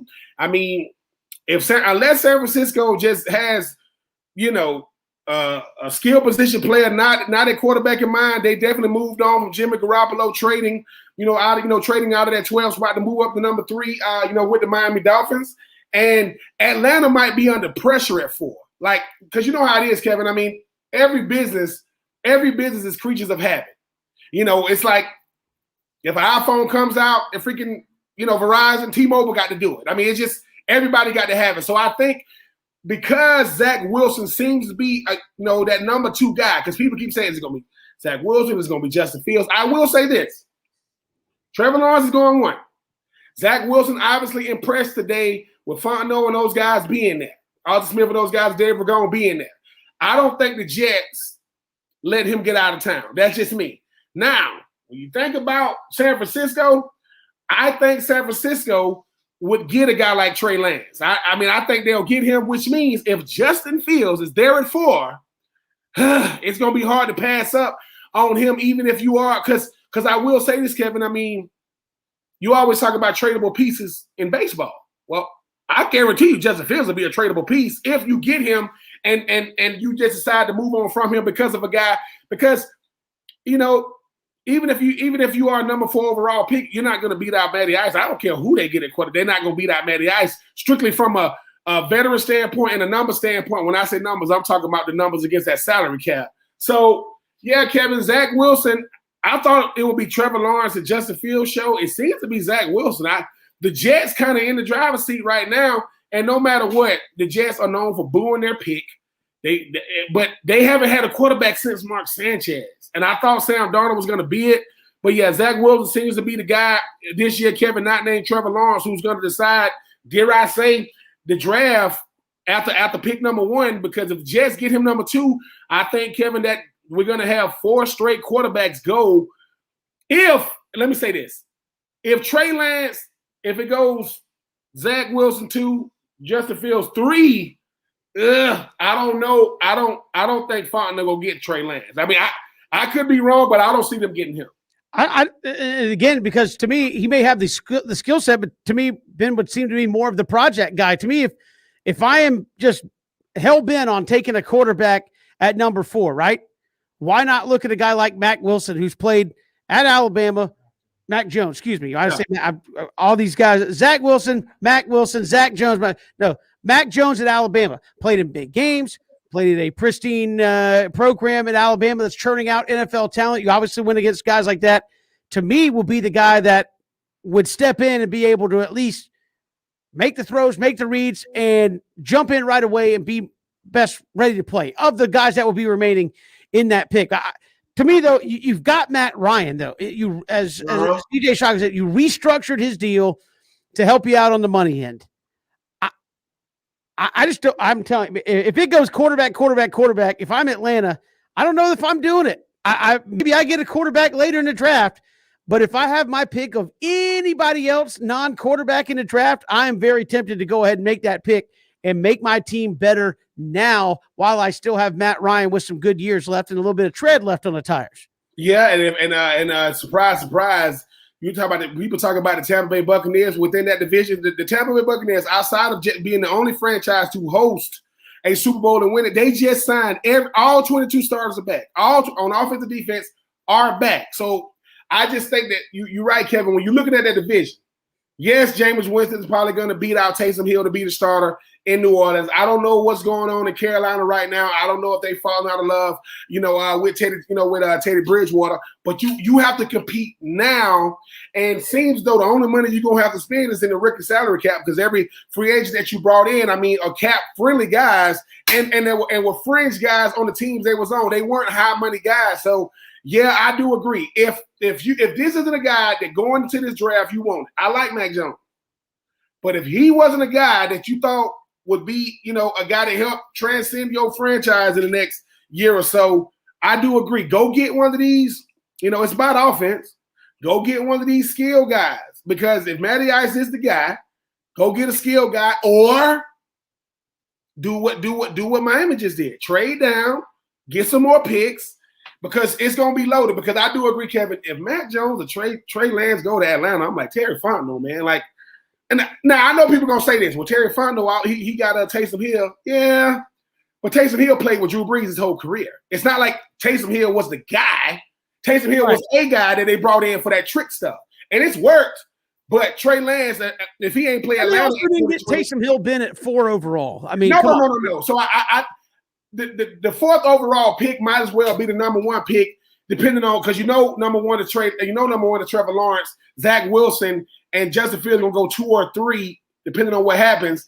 I just think that Kevin we're gonna learn a lot about Terry Fontenot, man. Fontenot, like, dude, I wish I had picked like 5 or 6. But the 4th one is gonna be crazy because are you building for the future and the present if you get a quarterback, or are you saying, dude, all we got is 2021? So I would stay away from Lance and Mac Jones if I'm being honest. If it ain't the top 3 guys, I go receiver. Kyle Pitts. I wouldn't go Mac Jones or Trey Lance because they're not going to play, right? And when it's time for them to play, Mac Jones had Devonta Smith, Jalen Waddle, Najee. You're not going to have that with the Falcons. So, Trey Lance, he's never thrown a pick.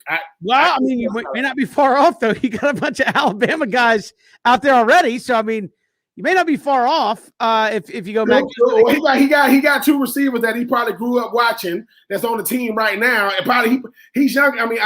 Calvin really, he ain't that much older than Mac Jones. But I do agree, Kevin. If you look back at the 2021 draft, you say, I got a guy to sit when I need to win now with Julio and, Matty Ice. And, and listen, Mike Davis was a really, really good pickup, coming over from the Carolina Panthers. I just think that because, Kevin, you know how it is. If they get a quarterback and it's time for him to play, his last name ain't Fields, it's Jones or Lance, and they stink up the joint, we're going to be like, come on, man, you had a chance to get this. It's always who you could have gotten after the fact. So I agree. Mac Jones is a player. But I don't think he's top 4 player. I don't think Trey Lance is either. And I just think that if you get Mac Jones, we got to live with it. But you're like, come on, dude. Like, Mac Jones? Trey Lance? I've just never understood the fact. And I get it. I understand that quarterbacks make your franchise. Don't get me wrong. I'm not like blind to that fact that I just have never seen the panic with quarterback where a position that is so important to your franchise – teams are saying, I'm willing to take a guy I didn't necessarily want, didn't have graded that high because we need a quarterback. Well, do you need the wrong one? That's kind of the one. To me, I would be very selective when it came to getting my quarterback if I'm these teams, which is why if I'm the Falcons, it's like, hey, I got 4th pick, probably the 4th quarterback, the way people are hyping up this draft. Would I do that, or would I go get my number 1 guy on the board at literally any other position out there? Yeah. And now that's a guy that could come in and play. Well, absolutely. And the thing is, when Matty Ice was at his best, he had Tony Gonzalez, Roddy White, Julio Jones, Tony Gonzalez in the slot, and he had Michael Burnett-Turner at the running back position. Now, Mike Davis ain't Michael Burnett-Turner. We get that, but I think that at the end of the day, Kevin, you're right. It's like, look, you show Matty Ice that you care about winning if you go get a skill position player who's going to come in right away and benefit. You go get a quarterback, you thinking – because I'm going to tell you right now, Matty Ice, look, man, I'm a mentor, I guess, but I'm trying to win, man. Learn from me because I'm going to be the starter. I do agree that 4th pick, when you got a quarterback, I think it's a no-brainer. If it ain't the top 3 guys, man, go another way, man. It'll be fine. Because, like I said, Josh Rosen went top 10 pick. He's been on 3 teams for 3 years. I'm just saying. Yeah, I again, that makes me nervous for the Falcons saying, following into, well, you have to get a quarterback. Like there's not a draft next year or the year after. Yeah, Kevin is going to start up again. Sam Howell is going, oh, my God, they go crazy. But, yeah, they make y'all the next Joe Montana, and you haven't even left college yet. Get out of here. Yeah. I mean, so that's why I always get nervous when teams start freaking out about quarterbacks. Like, you got to get your franchise guy. Well, we have one. He's playing right now. His name's Matt Ryan. There'll be other quarterbacks and other drafts, yes. At the end of the day. So we'll see what happens with Atlanta, but a lot of movement in the draft. You saw the 49ers come up to number 3. The Dolphins got a king's ransom for number 3 and then used some of that to get back to a number 6. So they traded back to 12, right back up to number 6. Dolphins have been busy. I wouldn't be upset if the Falcons used some of that. Said somebody really want 4th pick at quarterback. We can make it happen, and we can make it happen in a big, big way. We've got more to come here on 3 and Out all across the Southern Pigskin Radio Network. We're streaming live, ESPNCoastal.com, on your mobile device with the ESPN app.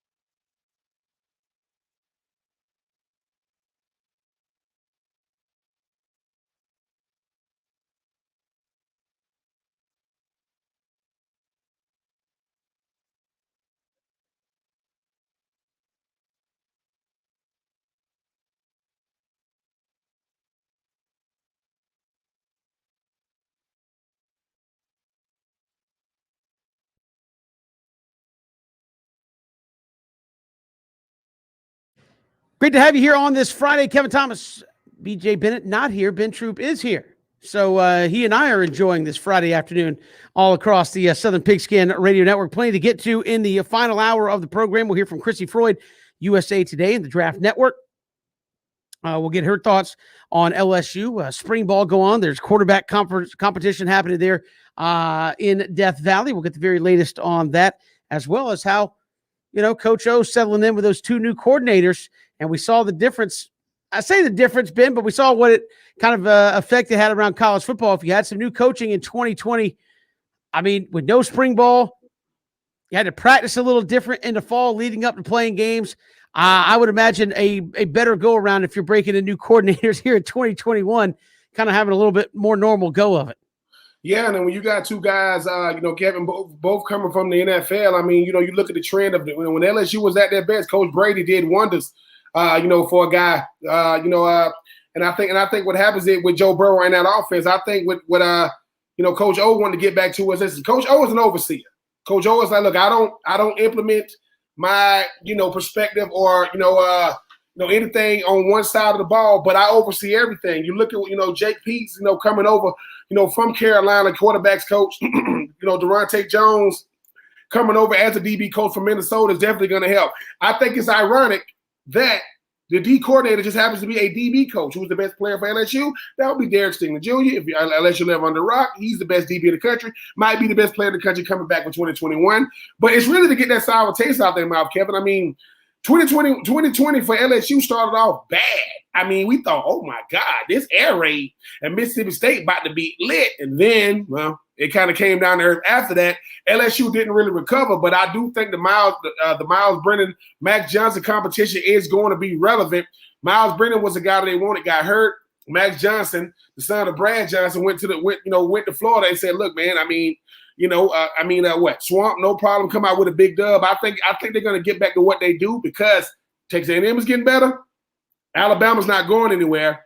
And Auburn, another team, got two new coordinators, for them as well. So, yeah, I think LSU is going to get back to what they do, Kevin, and that's play really, really good defense, run the football. They got really, really good playmakers in Kason Boone and Corey Moore and, Trey, Palmer and those guys. But they trying to get 2020 out of their system bad because it was a rough go at it last year. Certainly. And again, I know 2020 was a wild year for a lot of folks.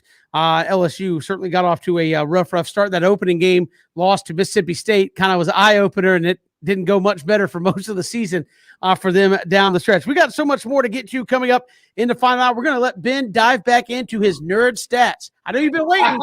We hit it the first part of the Sweet 16 games. We're going to let Ben hit the final half of the Sweet 16 games, let you know where he's leaning, where to go as we get ready for some more college basketball tomorrow and Sunday, and then back around Monday, Tuesday. So again, kind of a different look here for the NCAA tournament where instead of Thursday, Friday, we get it Saturday, Sunday, Monday, Tuesday, and it kind of carries through the weekend. And then the Final Four still going to be next weekend, and then the championship right around the corner from that here and the NCAA tournament. So let Ben dive in there. We'll also get to our final two in our running back bracket. Bo Jackson and Adrian Peterson. We'll let you know how the fan voting went. We'll let Ben and I share our thoughts here on the running back situation as well. Chrissy Freud going to join us coming up in the final hour of the show here on this Friday. It is 3 and Out all across the Southern Pigskin Radio Network. Again, you miss any portion of the show, and why would you? But if you did, ESPNCoastal.com. Also, you can go to YouTube, Apple Podcasts, Spotify. I get a podcasted version of the show each and every day. Of course, we'd love to hear from you on Twitter, on our Twitter page, at Pigskin Radio, at Pigskin Radio. One more hour to go as we head down the stretch here on this Friday, getting you ready for NCAA basketball this weekend and more. It's 3 and Out on the Southern Pigskin Radio Network.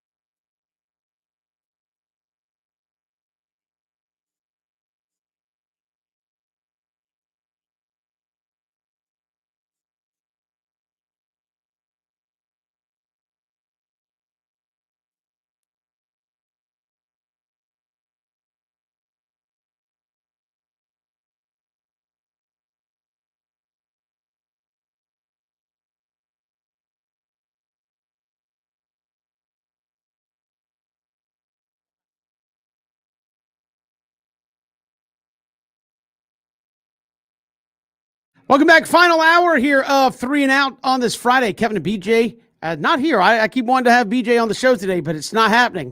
It's me and Ben here on this Friday, and I'm glad Ben is here for sure.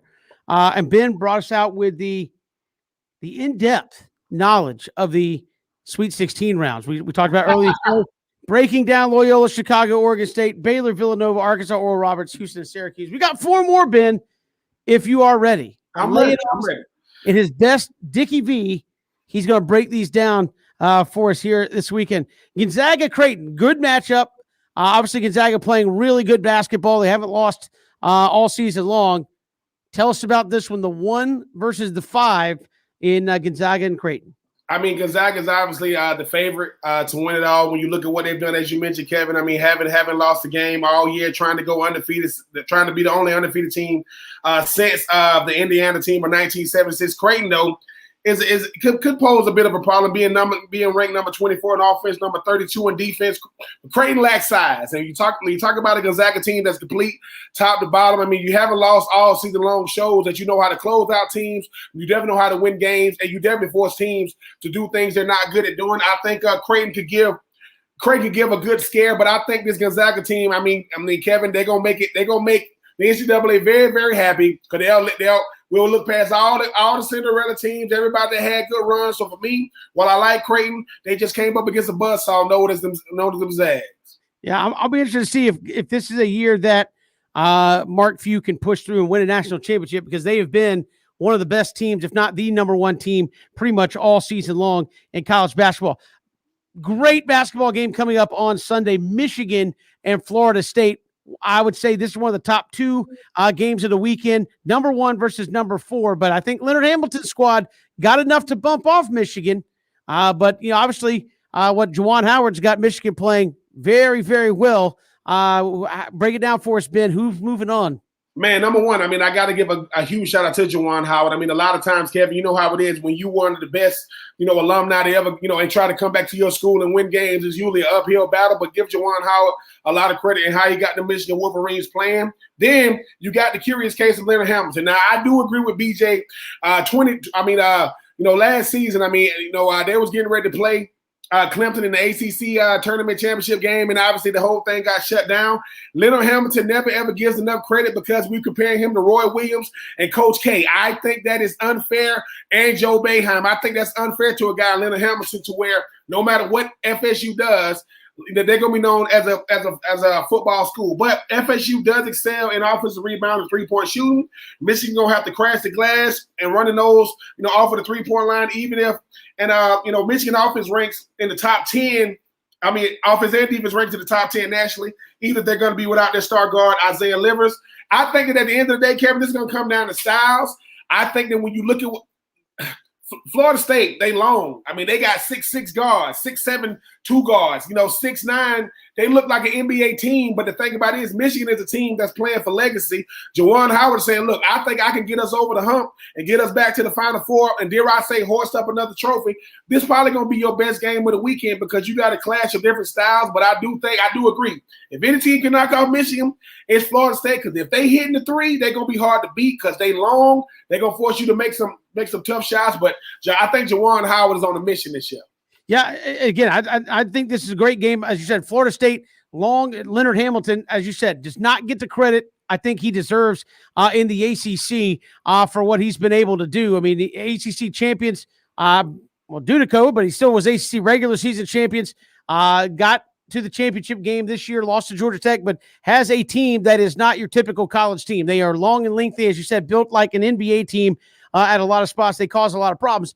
And to me, Michigan, Juwan Howard, a very interesting story that I think in any other year would be getting a lot of press, but 2020 and 2021 has been, just absolutely crazy. But you're talking about a guy, Ben, that was on maybe one of the most iconic squads in college basketball history in the Fab Five. Yes. And he is at the school where he went to Final Fours, lost in national championship games, and went to national championship games. And if you look up in the rafters, none of it's there. I mean, it's very interesting dynamic here with how it's going. And now a guy with all that legacy that the NCAA is trying to make them push aside could have a team that he is coaching back in the Final Four come Tuesday when it's all said and done with this next couple of sets of games if he can get past Florida State.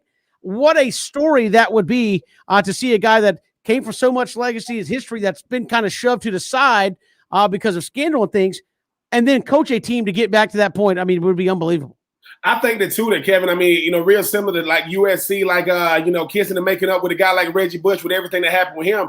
I mean, when you talk about the Fab Five and not just what it meant to Michigan, but what it meant to college basketball, 5 freshmen, I mean, going all the way to the, to the Final Four and Natty and losing. I think they lost to Duke, if I'm not mistaken, or either Duke or I want to say Houston, or I can't remember, or UNLV. But I think what happens is, too, Kevin, if he does go down and win it, they're going to have to reconcile. There is no way they're going to let these things keep going. People make bad. They were freshmen. They're going to make bad decisions. But when you talk about the swag that's in college basketball now, they got away from them Daisy Duke shorts they used to wear. They got long shorts now. All that had to do with Michigan, the all black socks, black sneakers. But yeah, I think if Juwan Howard does it, that conversation gets started again between the Fab Five and Chris Webber and Jalen Rose and those guys, because I think that's what makes any university great, when you can get past, what used to be to move on into the, into the present, because how do you not reconcile with those guys? And one of the guys that helped, propel that team and propel Michigan to the national spotlight basketball wise, if he taking y'all and winning the Natty, come on, man, they're going to have to do something. Yeah, it could be interesting to see if that story comes to fruition. Another game coming up this weekend, number 2 seed Alabama. Again, another school you don't think about for basketball, but they are playing really, really well against an iconic basketball school in UCLA. Again, I think the seedings are reversed from what you would think when you say Alabama basketball, UCLA basketball, but this should be a fantastic basketball game as well. Well, here we come with this run of Pac-12 teams. I mean, now you talking about real similar styles. They both want to shoot the three. This is going to come down who can hit the three. UCLA plays really, really slow when they are hitting the three. Alabama loves to shoot from deep. Think about this. UCLA wants to play slow when they shoot the three. Alabama wants to play fast. Something's going to have to give.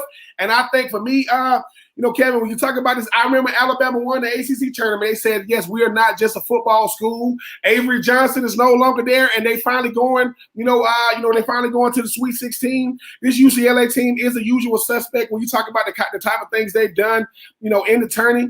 I think it's going to come down to who can do what they do better. If UCLA is hitting the three, they're going to force Alabama to play a slow game. That's not going to benefit them.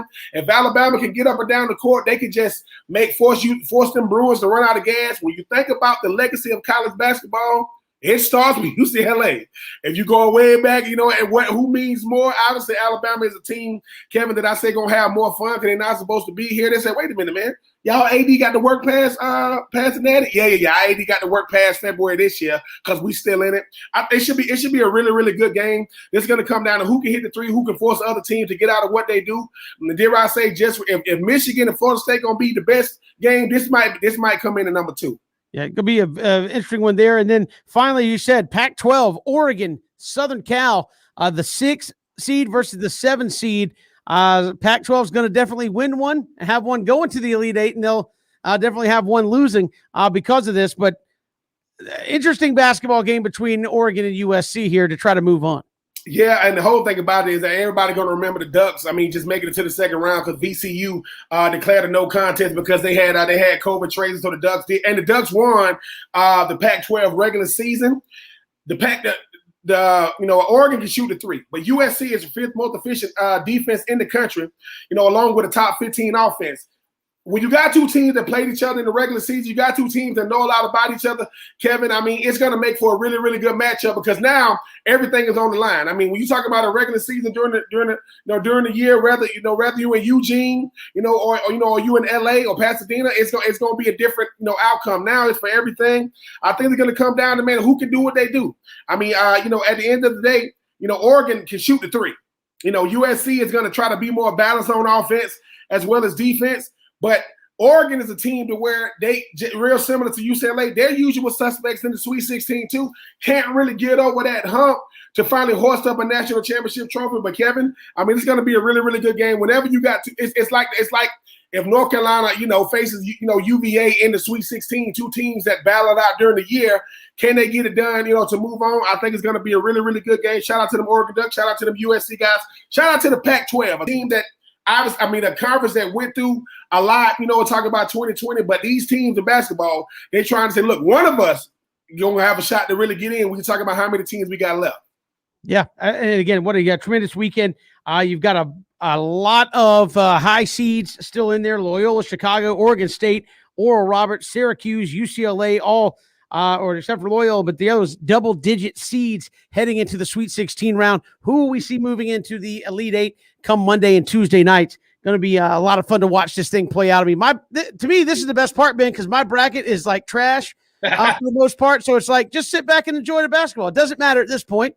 You're just, I guess, playing for pride in the bracket challenge, but just sit back and watch good basketball and see if a Loyola Chicago can do it again and make another run to the Final Four.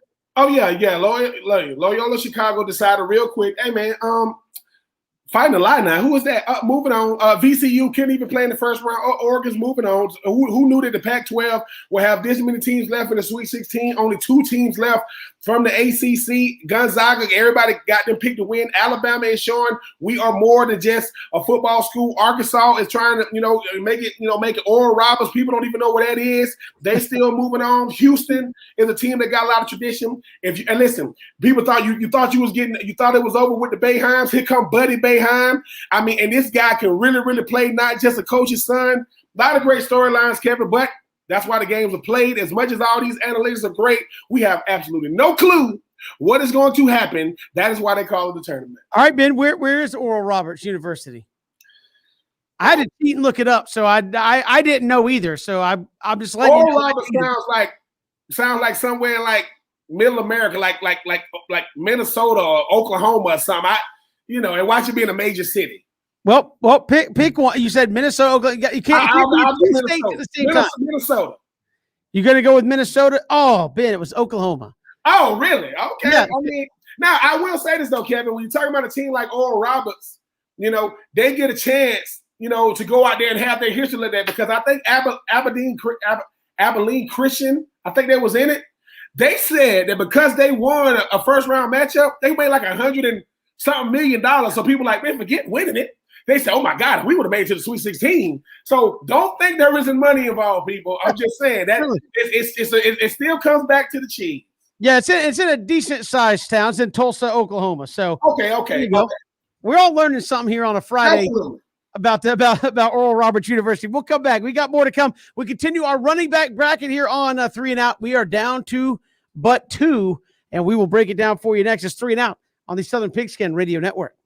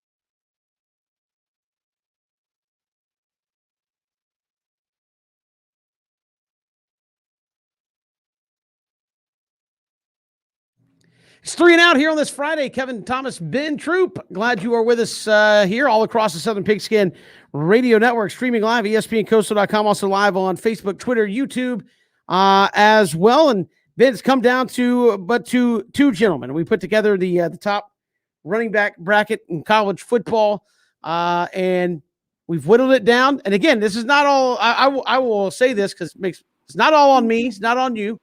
We each had an individual vote plus the fan vote factored into this as well. So I know people will be like, what?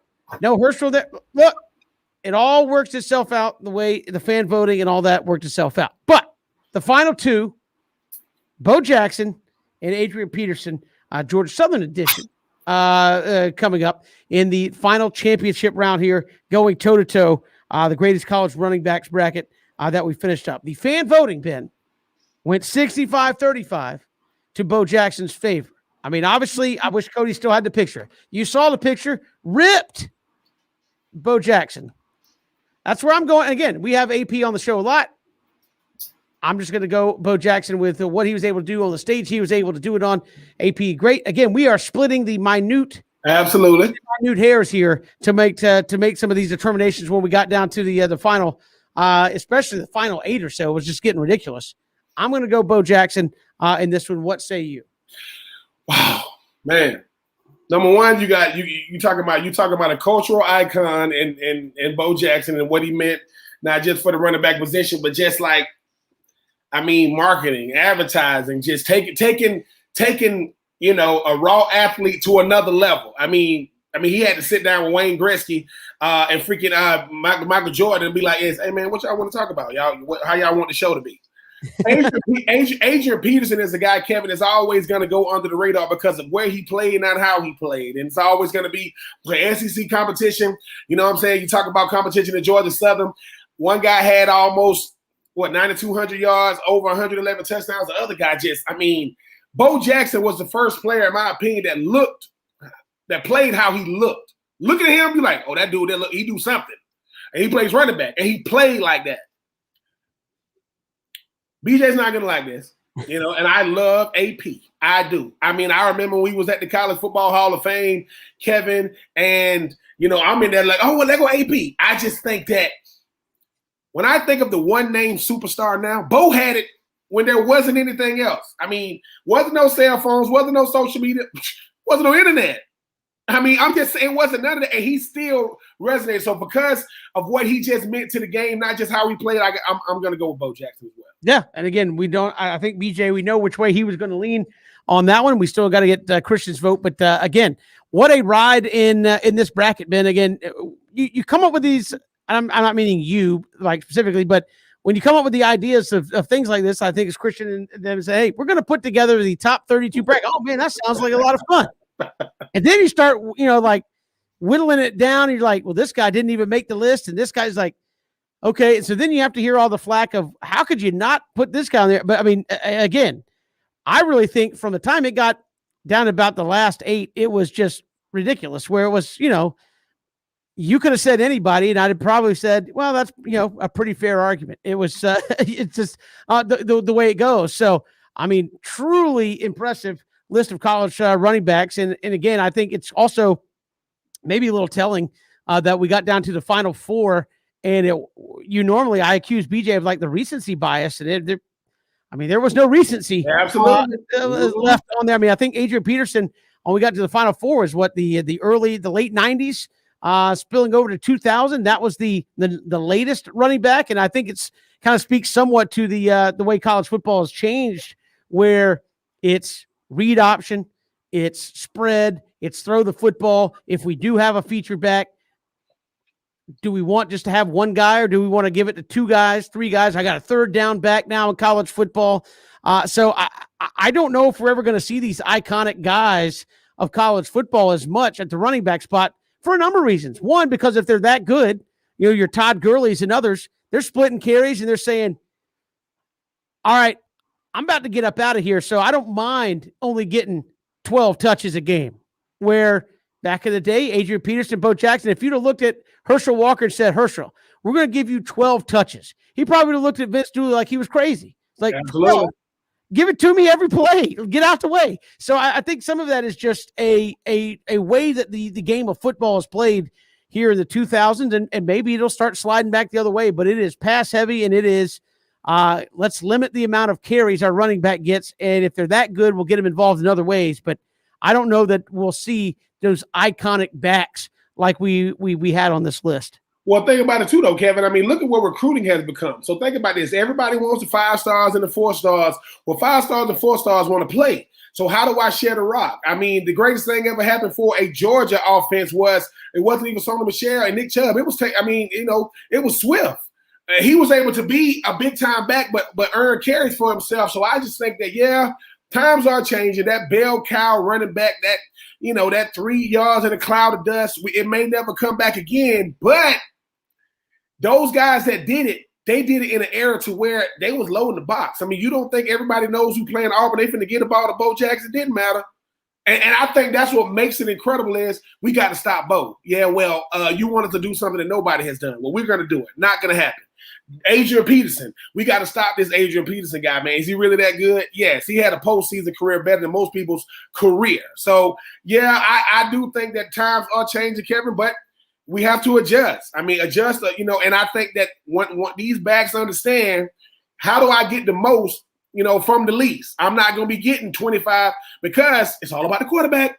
I got to make sure that guy that's behind the center is the best player on the team, because if not, teams going to be like, well, dude, I mean, maybe it's like if we win because of the running game, can't win because of the passing game. Oh, we win because of the passing game, got to add a run. So you get 2 5 stars next to each other and let them share the wealth, and hopefully it works out for them. But yeah, but Bo Jackson, Adrian Peterson, Herschel Walker, Barry Sanders, Dorsey, everybody that made this list is deserving to be considered the number one. Because that's the thing about a list. If you're on a list, you're deserving to be in the best 20. But then the matchups come up, and then he's probably not gonna move on. But yeah, all these guys are deserved. But I do agree, Kevin. I mean, I'm very, very fond of Adrian Peterson, but I just know what Bo Jackson means to the culture of the running back position. Not just that he played, but Bo Jackson, man. I mean, the Bo Jackson walk in the room. I mean, Bo Jackson's on the Fresh Prince of Bel-Air. Ain't nobody saying Will Smith like what? What? He ain't know what to say. Like, no, I'm just they just asked me to come on. You know what I'm saying? So yeah, Bo Jackson, for people, if you haven't seen it, watch his 30 for 30 or whatever. Bo Jackson will forever be the man. Guess what? If we talk about greatest athletes in baseball, Bo Jackson on that list too. Or greatest athletes of all time on that list too. Yeah, and I think a lot of people, obviously, George, the legend of Herschel Walker's like, hey, I never lifted a weight. It was all push-ups and sit-ups. And I remember as a kid reading that about Bo Jackson where it was like weight room. He's like, no, I was, he was doing stuff on the side and got strong. It was like that country strong, I guess. But 2 guys that are maybe the greatest 2 running backs we've seen, and it was kind of the antithesis of what we see now. It's like I got to get swole in the weight room. They were like, "No, I'm already big. I can get it done without doing all that." Hey, Bo, man, how did you look like that? Now, I just drank milk. You know what I'm saying? Just run around a little bit. And both of those guys ran track. So think about a guy that big coming on the track. Like, hey, man, what you doing? You lost. No, I'm about to run this 100, and I'm about to win it. How about that? I'll pick him up, put him down. We've got more to come here on 3 and Out. We'll come back. Chrissy Freud will join us, USA Today in the Draft Network. We're talking LSU football. The Tigers in the middle of spring practice. They've got a quarterback battle between 2 pretty good ones going on as well. We'll talk about it next. It's 3 and Out on the Southern Pigskin Radio Network.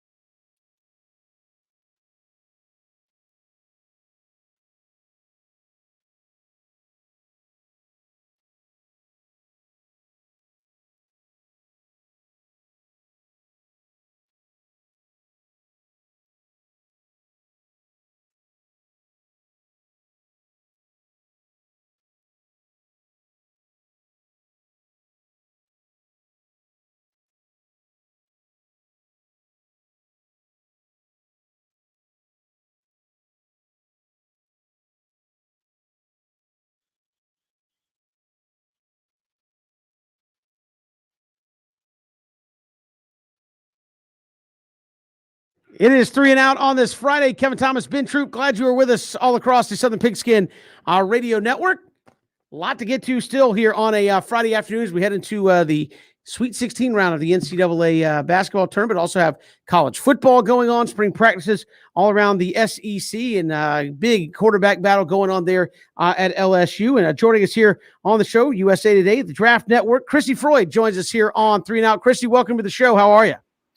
Pretty good. Thanks for having me on again. Hey, we appreciate you coming on. And certainly you talk about quarterback battles. LSU's got one on their hands between Max Johnson and Miles Brennan. Both have their upsides. What are the coaches at Orgeron and company looking to see out of those guys to determine who ends up winning this thing? I think that they want a winner, and I think that they want somebody who can run, as close as the efficiency to Joe Burrow as you can get to, which is obviously that's a high bar to touch. But what I mean by that, to elaborate, is that LSU is going back to kind of, I think they're trying to go back to the Joe Brady stuff. They're going all spread, and so they want a guy that can do that well. When I look at Max Johnson, I see a guy who needs to improve as a passer, but I think a lot of that comes with just being a true freshman. When we look at the sample size, it's extremely small. He had a few appearances in there whenever TJ Finley had come in for Miles Brennan. But then whenever he was named the starter, as Ed Orgeron has said himself, he's the only 2-0 quarterback on that campus. And those were no small wins. They were a tough upset win over Florida that I think that he really showed out in. And then he comes back home and finishes off, helped LSU finish off as strong as you possibly can when you end a season off at 5-5. With a solid home victory over Ole Miss, winning that one toward the end. But, like I said, when it comes to true freshman quarterbacks, a lot of guys are going to kind of struggle as passers whenever they transition to the college level. So, like I said, given the sample size and then given where he is in his career, I don't really look too much into that. I'm not going to evaluate who Max Johnson is as a passer at this point. I was very impressed with what I did see of him in high school, and I think that that's going to translate, as well as that NFL background that he has behind him. He's got some really, probably some really good mentorship behind him, being connected with Brad Johnson. I think it's Mark Richt. Sorry, slipped me for a second. But yeah, so another thing about him is that I think that he brings some really good mobility to the table. I'm not sure if you got a chance to see his impressive spin move from last season. That was kind of the big thing. We were in the press box and everybody was tweeting, "Oh, Max Johnson's spin move." It was just kind of something interesting to see. And his mobility to me is kind of almost reminiscent of Joe Burrow in certain ways. And I think that he can elevate to a player that can be similar. When I look at Miles Brennan, it's so frustrating because there's never really been a point in time where you can make a fair evaluation of the guy. But as far as what we've seen, people wanted to say after that first game against Mississippi State when he looked bad, there's pretty common consensus that he did look bad. But whenever he went to those other two games afterward, he was playing against much lesser competition. Of course, he looks better because it's lesser competition. That's going to happen. And so I think that we did see some improvements as far as him getting stuck on one read and just essentially, it sounds ugly, but for lack of better words, he looked like a lost puppy against Mississippi State on the majority of the plays. So I don't think that there's really enough to make a solid judgment on him. But based on what I've seen, his improvements come against lesser competition. Every other game I've seen him in, he's looked rattled and unsure of himself. And like I said, he wasn't going through his progressions well. And so I don't want to say that I want to get down on Miles Brennan, but I've just been extremely underwhelmed by him. And he's not a guy that really sticks out to me as someone who is going to come back and take the starting position again, because whenever it was right before the Joe Burrow era, he was supposed to be the guy. But why? Please tell me why Ed Orgeron is going and looking for a grad transfer and bringing him in if he is so confident and Miles Brennan, and tell me why we're at spring practice again and Miles Brennan, he's supposed to be the starter again now, isn't he? Isn't he supposed to be the clear-cut starter? No. Ed Orgeron is putting Max Johnson in and letting him take the first team reps. And he's calling it continuity, which he's calling it continuity based on the fact that that's the quarterback that ended the season. But when we look at programs across the country, when I think continuity, I think, oh, my starting quarterback is allegedly 100% again, which Ed Orgeron is saying. Well, why isn't he out there taking the first team snaps? That's not continuity. That's a change. And that's a conscious decision. So I I'm going to go out on a limb and say, even though we've only seen small sample sizes of these guys, I've been far more impressed with what Max Johnson has brought to the table. I think that he has a much higher upside at the end of the day. And TJ Finley, I mean, there are some things that I like about him, but he's also got some stuff that he needs to really work through. I see him ending up probably somewhere around QB3, maybe 2. I mean, you never know how these things are going to play out. And then Garrett Nussmeier is one I am so excited about for the future. We've noted in practice and from what the coaches have said, his ability to scramble, his mobility, and he's one of the smartest kids I've ever talked to, recruits-wise. A lot of recruits, because I mean, I do media training with recruits from time to time as well, and it's hard to come across one that is as well-spoken as a guy like Garrett Nussmeier is. And one quote that sticks out to me about him is he told me, I'd say probably a little over a year ago now, somewhere around that ballpark, he said, I feel like I bring a very Joe Burrow-like mentality to this team, which is a bold statement to make, but I think that he backs it up, and I like what he does from a mental standpoint. I think that's going to be a guy that's going to be very, very exciting to watch him in the next few seasons or so, maybe even earlier, depending on how this whole thing shakes out. Durante Jones comes over, obviously from Minnesota as the DB coach. Obviously, Derek Stingley Jr. is probably going to wear that coveted number 7 this year. When you look at what he going into his junior season, what's going to be the scheme on defense? Because you talk about Jake Peetz and trying to have that Joe Brady wide open, that spread type offense. What's going to be the look for this defense this year? That's definitely going to have to improve if LSU wants to compete. Yeah, I think looking at it from a defensive standpoint, on the other side of the ball, there's a lot of stuff that's going to be changing, and then there's some things that are going to be the same. The defensive line, there's a lot of depth there. I know Juwan says he has between 6 and 8 guys that he can play with in rotation, so I think they're going to be very, very strong there. Linebacker and safety are going to be probably just as interesting to watch, or almost as interesting to watch as the quarterback battle. You've got Bug Strong, and then Damone Clark, Micah Baskerville, Mike Jones in that linebacker mix. And then when you look at safety, Jay Ward, he spent some time at nickel safety last season. And then Cordell Flott also spent some time there. So it's going to be interesting to see how that shakes out between those two. But, I mean, I think that this could also be a big year for Derek Stingley again. I think it's going to be interesting just to see how this team comes together, hopefully without COVID affecting it as much as last year. And again, Chrissy, you look at LSU. Obviously, do you kind of throw away 2020 with all the opt-outs and the way things went? Is this 2021 team closer to what we saw in 2019, or did 2020 maybe give you cause for some concerns? I think it's a little bit of both. I think that 2020 it's looking at draft coverage, which is something that I'm so deeply invested in right now. It's hard because it's hard to give guys a fair shake and to know who got a fair shake and who didn't, and who was affected more by circumstances and who can use them as an excuse. But I think that even amidst all that, I think that you still see that maybe Miles Brennan is not the quarterback that you need. Maybe he is, but why isn't? That's my main question with him, is even despite the circumstances, it's the first game. And it is the first game whenever you look at how badly he played against Mississippi State. But at the same time, this is not a true freshman. This is a redshirt junior, and he's just sat behind arguably the greatest college quarterback of all time for the past couple years. So please tell me why he's playing so poorly. There's just no excuse for that to me. And then I think that they learned from the Bo Pelini, I don't want to call it an experiment because it's his second stint at the school, but I think that they learned that just wasn't working. I think that part of that had to do with COVID, but I think a lot of it had to do with Pelini, or they wouldn't have parted ways with him.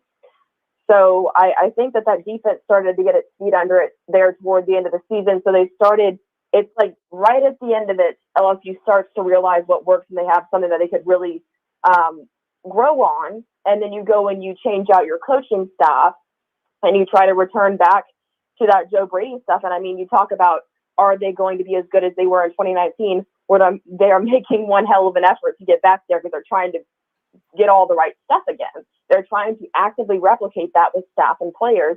And so granted that LSU can continue off the momentum that it was building on, and that these coaches are what they think we can be, then yeah, I think that we see an upward ascension sooner rather than later. And Chris, I mean, with all that being said, what are realistic expectations for this team? I mean, obviously, you're not gonna. I don't think you're gonna have the type of production you've seen from that 2019 offense, even if they are trying to go more of a Coach Brady, a spread style. What are realistic expectations with an Alabama team that's not going anywhere, Texas A&M that's playing better, and Auburn is coming in with two new coordinators on offense and defense as well? Yeah, I think that LSU loses 3 or 4 games this year in the regular season. I think I have them losing to, I want to say, Florida, Auburn. Well, Auburn's going to be close. That one always goes either way. I think that Mississippi State beats them again this year, and I think that Alabama will definitely beat them this year just because Alabama's such a tough game for this team. And I think that, I mean, it's hard to make the prediction on that this early because, I mean, that's what we labeled them whenever we made the score predictions not too long ago. The way to really predictions is right now we're in the middle of spring. For all we know, things could look totally different by the fall. But it takes a lot of convincing for me to truly believe that LSU is going to beat Alabama at any point, and they have to be just steamrolling like they were in 2019 for me to even begin to think that. And really, before the Alabama game in 2019, a lot of us were still kind of thinking, okay, this is where the first domino falls, and maybe they pick themselves back up after this, and this will be like the one loss or something. But they rolled right through. But I'm going to need to see something as convincing as that, and I'm just not sure that we have the dominant makings of that over here right now. And again, in the middle of spring practice there, LSU going through the paces. Quarterback going to be in position to watch. Chrissy Freud, USA Today and the Draft Network. Our guest, Chrissy, really appreciate the time. Have a great weekend. Thanks so much. Of course. Thank you. Appreciate it. Chrissy Freud joining us here on 3 and Out. And Ben, she talked about the quarterback situation there. And unfortunately for both Max Johnson and Miles Brennan, she mentioned it a couple times. Hey, with Jake Peets, they're trying to get back to that Joe Brady kind of the formula that worked in 2019, and all you got to do is live up to the greatest season in the history of college football from Joe Burrow, and they'll be fine. I mean, what a quarterback competition they have there in Baton Rouge right now. Yeah, and that's always a good thing, Kevin. I mean, I know everybody wants to go into the spring. I already know who the guy's going to be. I do agree with Chrissy when you look at the fact that Miles Brennan is the curious case. When he's good, he's good. But when he's bad, he's real bad. He doesn't have an in-between. Max Johnson, true freshman, don't even know how to really have, big game jitters when you talk about what he did at Florida. He's going to definitely push Miles Brennan. When you bring in a guy like Jake Peets, all he has is tape on these guys. He haven't built up a rapport or relationship with either guy. So both guys are going to get their fair share of the reps, and both guys are going to go out there and see, who's going to be the guy for the job. But I do think the LSU might take a minor step back this year. Alabama is recruiting crazy. Texas A&M getting recruited in the great state of Texas, and Auburn. I mean, that game can always go back and forth when you talk about a guy like Bo Nix. But I mean, Coach O, man, we're going to see what he's made of. Obviously, he got a national championship team on his resume that people going to argue may be the greatest team of all time, even despite the teams we've seen with Alabama, Clemson, and but I just think that what happens is, Kevin, this LSU team, nobody's going to feel sorry for them. 2019, they beat up on everybody. And you kind of got a little kickback last year. I think they're going to get a mulligan because of the 2020 season. But 2021, I mean, Durante Jones, I mean, you talk about, him coming over from Minnesota, being a DB's coach. I know that Derek Stingley Jr. going to wear that coveted number 7. That's a tradition they got there. But Alabama's coming. Texas A&M's coming. Florida's coming. And I think that for LSU to get back, they're going to have to win one of those games. I don't see them beating Alabama. Auburn can go either way. Texas A&M can go either way. Florida can go either way. I don't think you can be 0-3 against those teams and still have to play Alabama. But I do think it's going to be a bounce back year, Kevin. But it's not going to be Joe Burrow. Once again, all you got to do is go out there and find Nick Saban. People need to stop doing that. Joe Burrow, I mean, he had 7 touchdowns in the first half in the freaking college football playoff. Stop it. Be Miles Brennan, be Max Johnson. And if you ever get a chance to talk to Joe Burrow, say, hey, Joe, how did you do it? Well, I had Jamar Chase, I had Jeffries, I had Clyde Edwards-Helaire, I had Marshall. I had all these guys on my team. Listen, I had a true freshman, Derek Stingley Jr., that only because of NCAA rules, he had to come back to college for 2 more years to be eligible for the draft. Yeah, crazy stuff. But LSU going through the paces there in spring practice as well. We'll come back. A little bit more to go here on 3 and Out on this Friday afternoon. Stick with us all across the Southern Pigskin Radio Network.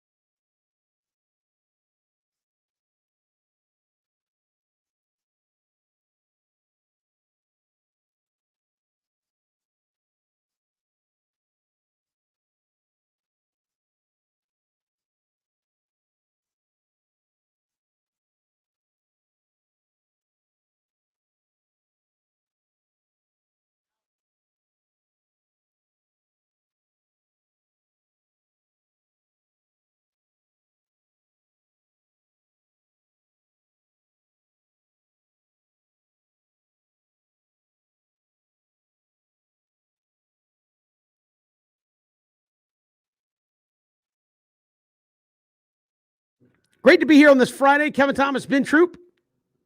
Glad you were with us. Getting ready for some college hoops this weekend. We'll have it for you starting at 2 o'clock Saturday and Sunday, Sweet 16 round. And who will be the big story coming into Monday and Tuesday for the Elite Eight rounds of being going to be a lot of fun as you did your best Dick Vitale impersonation and broke it down for us. So we are good to go heading into the college basketball weekend. Well, yeah, Kevin. I mean, the whole thing about it is everybody grew up on Dickie V. You know, nobody can do it like him. You know, Jay Billis and those guys do a good job. Shout out to them. But I mean, I went through it. I want to talk about what teams do well, what teams don't want to do well. You got living, breathing, mascots. I don't know if she might be the good luck charm. I don't want to call Sister Jean. Hey, I'm about to say, Sister Jean, I apologize. Sister Jean is not a mascot. She's the good luck charm. But I think that Kevin too is still. I mean, the tournament is still the most prestigious, sporting event in college sports. Take nothing away. And college football playoff, I'm talking to you. I know Kevin didn't get a chance to sit down with the commissioner. You see what happens when you give other teams a chance to get in? Something crazy might happen. I'm pretty sure the best team's going to still win it, but put a little scare in them, man. I'm just saying, we can go to 8 and then eventually 12 and then 16. No, we don't need to go that far. But we can go to 8. It's going to be fine. The top 2 teams get a bye. Come on, man. Number 3 play number 6. We can do this. But then again, it makes sense, so we're not going to do it. Sorry. Yeah, I mean, I think the magic of college basketball is that anything can happen. And like you said, in football, 9 times out of 10, the best team's going to win. I mean, that's just the best team's going to win that day. And I think, as you said, what more do you want than having a team that's hungry go in against a team that's Goliath for all the marbles? Hey, we win, we can knock them out and move on. I think that to me, as you said, there's no downside to that. For me, I don't even buy into all this. Well, every game matters. So what? Like, we don't care about other sports because I'm just saying, like college sports is the only college football is only good because every game matters. Literally nobody says that about any other sport on the face of the planet other than college. Well, the regular season is awesome because every game matters. Well, no, certain games matter. First off, that part is a lie. Only certain games matter, and there's nothing wrong with having a few more teams in the playoffs. The end. I mean, I don't want to go into the weekend this agitated, Ben. I'm just saying. I mean, listen. We still want y'all to have a great weekend. Don't get talking to Kevin about everything matters. It doesn't. That's right. Every game does not matter. I will stand by that with college football as long as I have to. We've again appreciate everybody joining us here on the program. We'll come back on Monday. We'll certainly know who the Elite Eight are in college basketball. We'll be a few days closer to the start of the Major League Baseball season as well. And don't forget, you can hear Braves baseball right here all season long. Have a great weekend. Ben, have a great weekend. Thanks for breaking it down. I'll see if my bracket holds up. What's left of it. We'll see you Monday, 3 and out.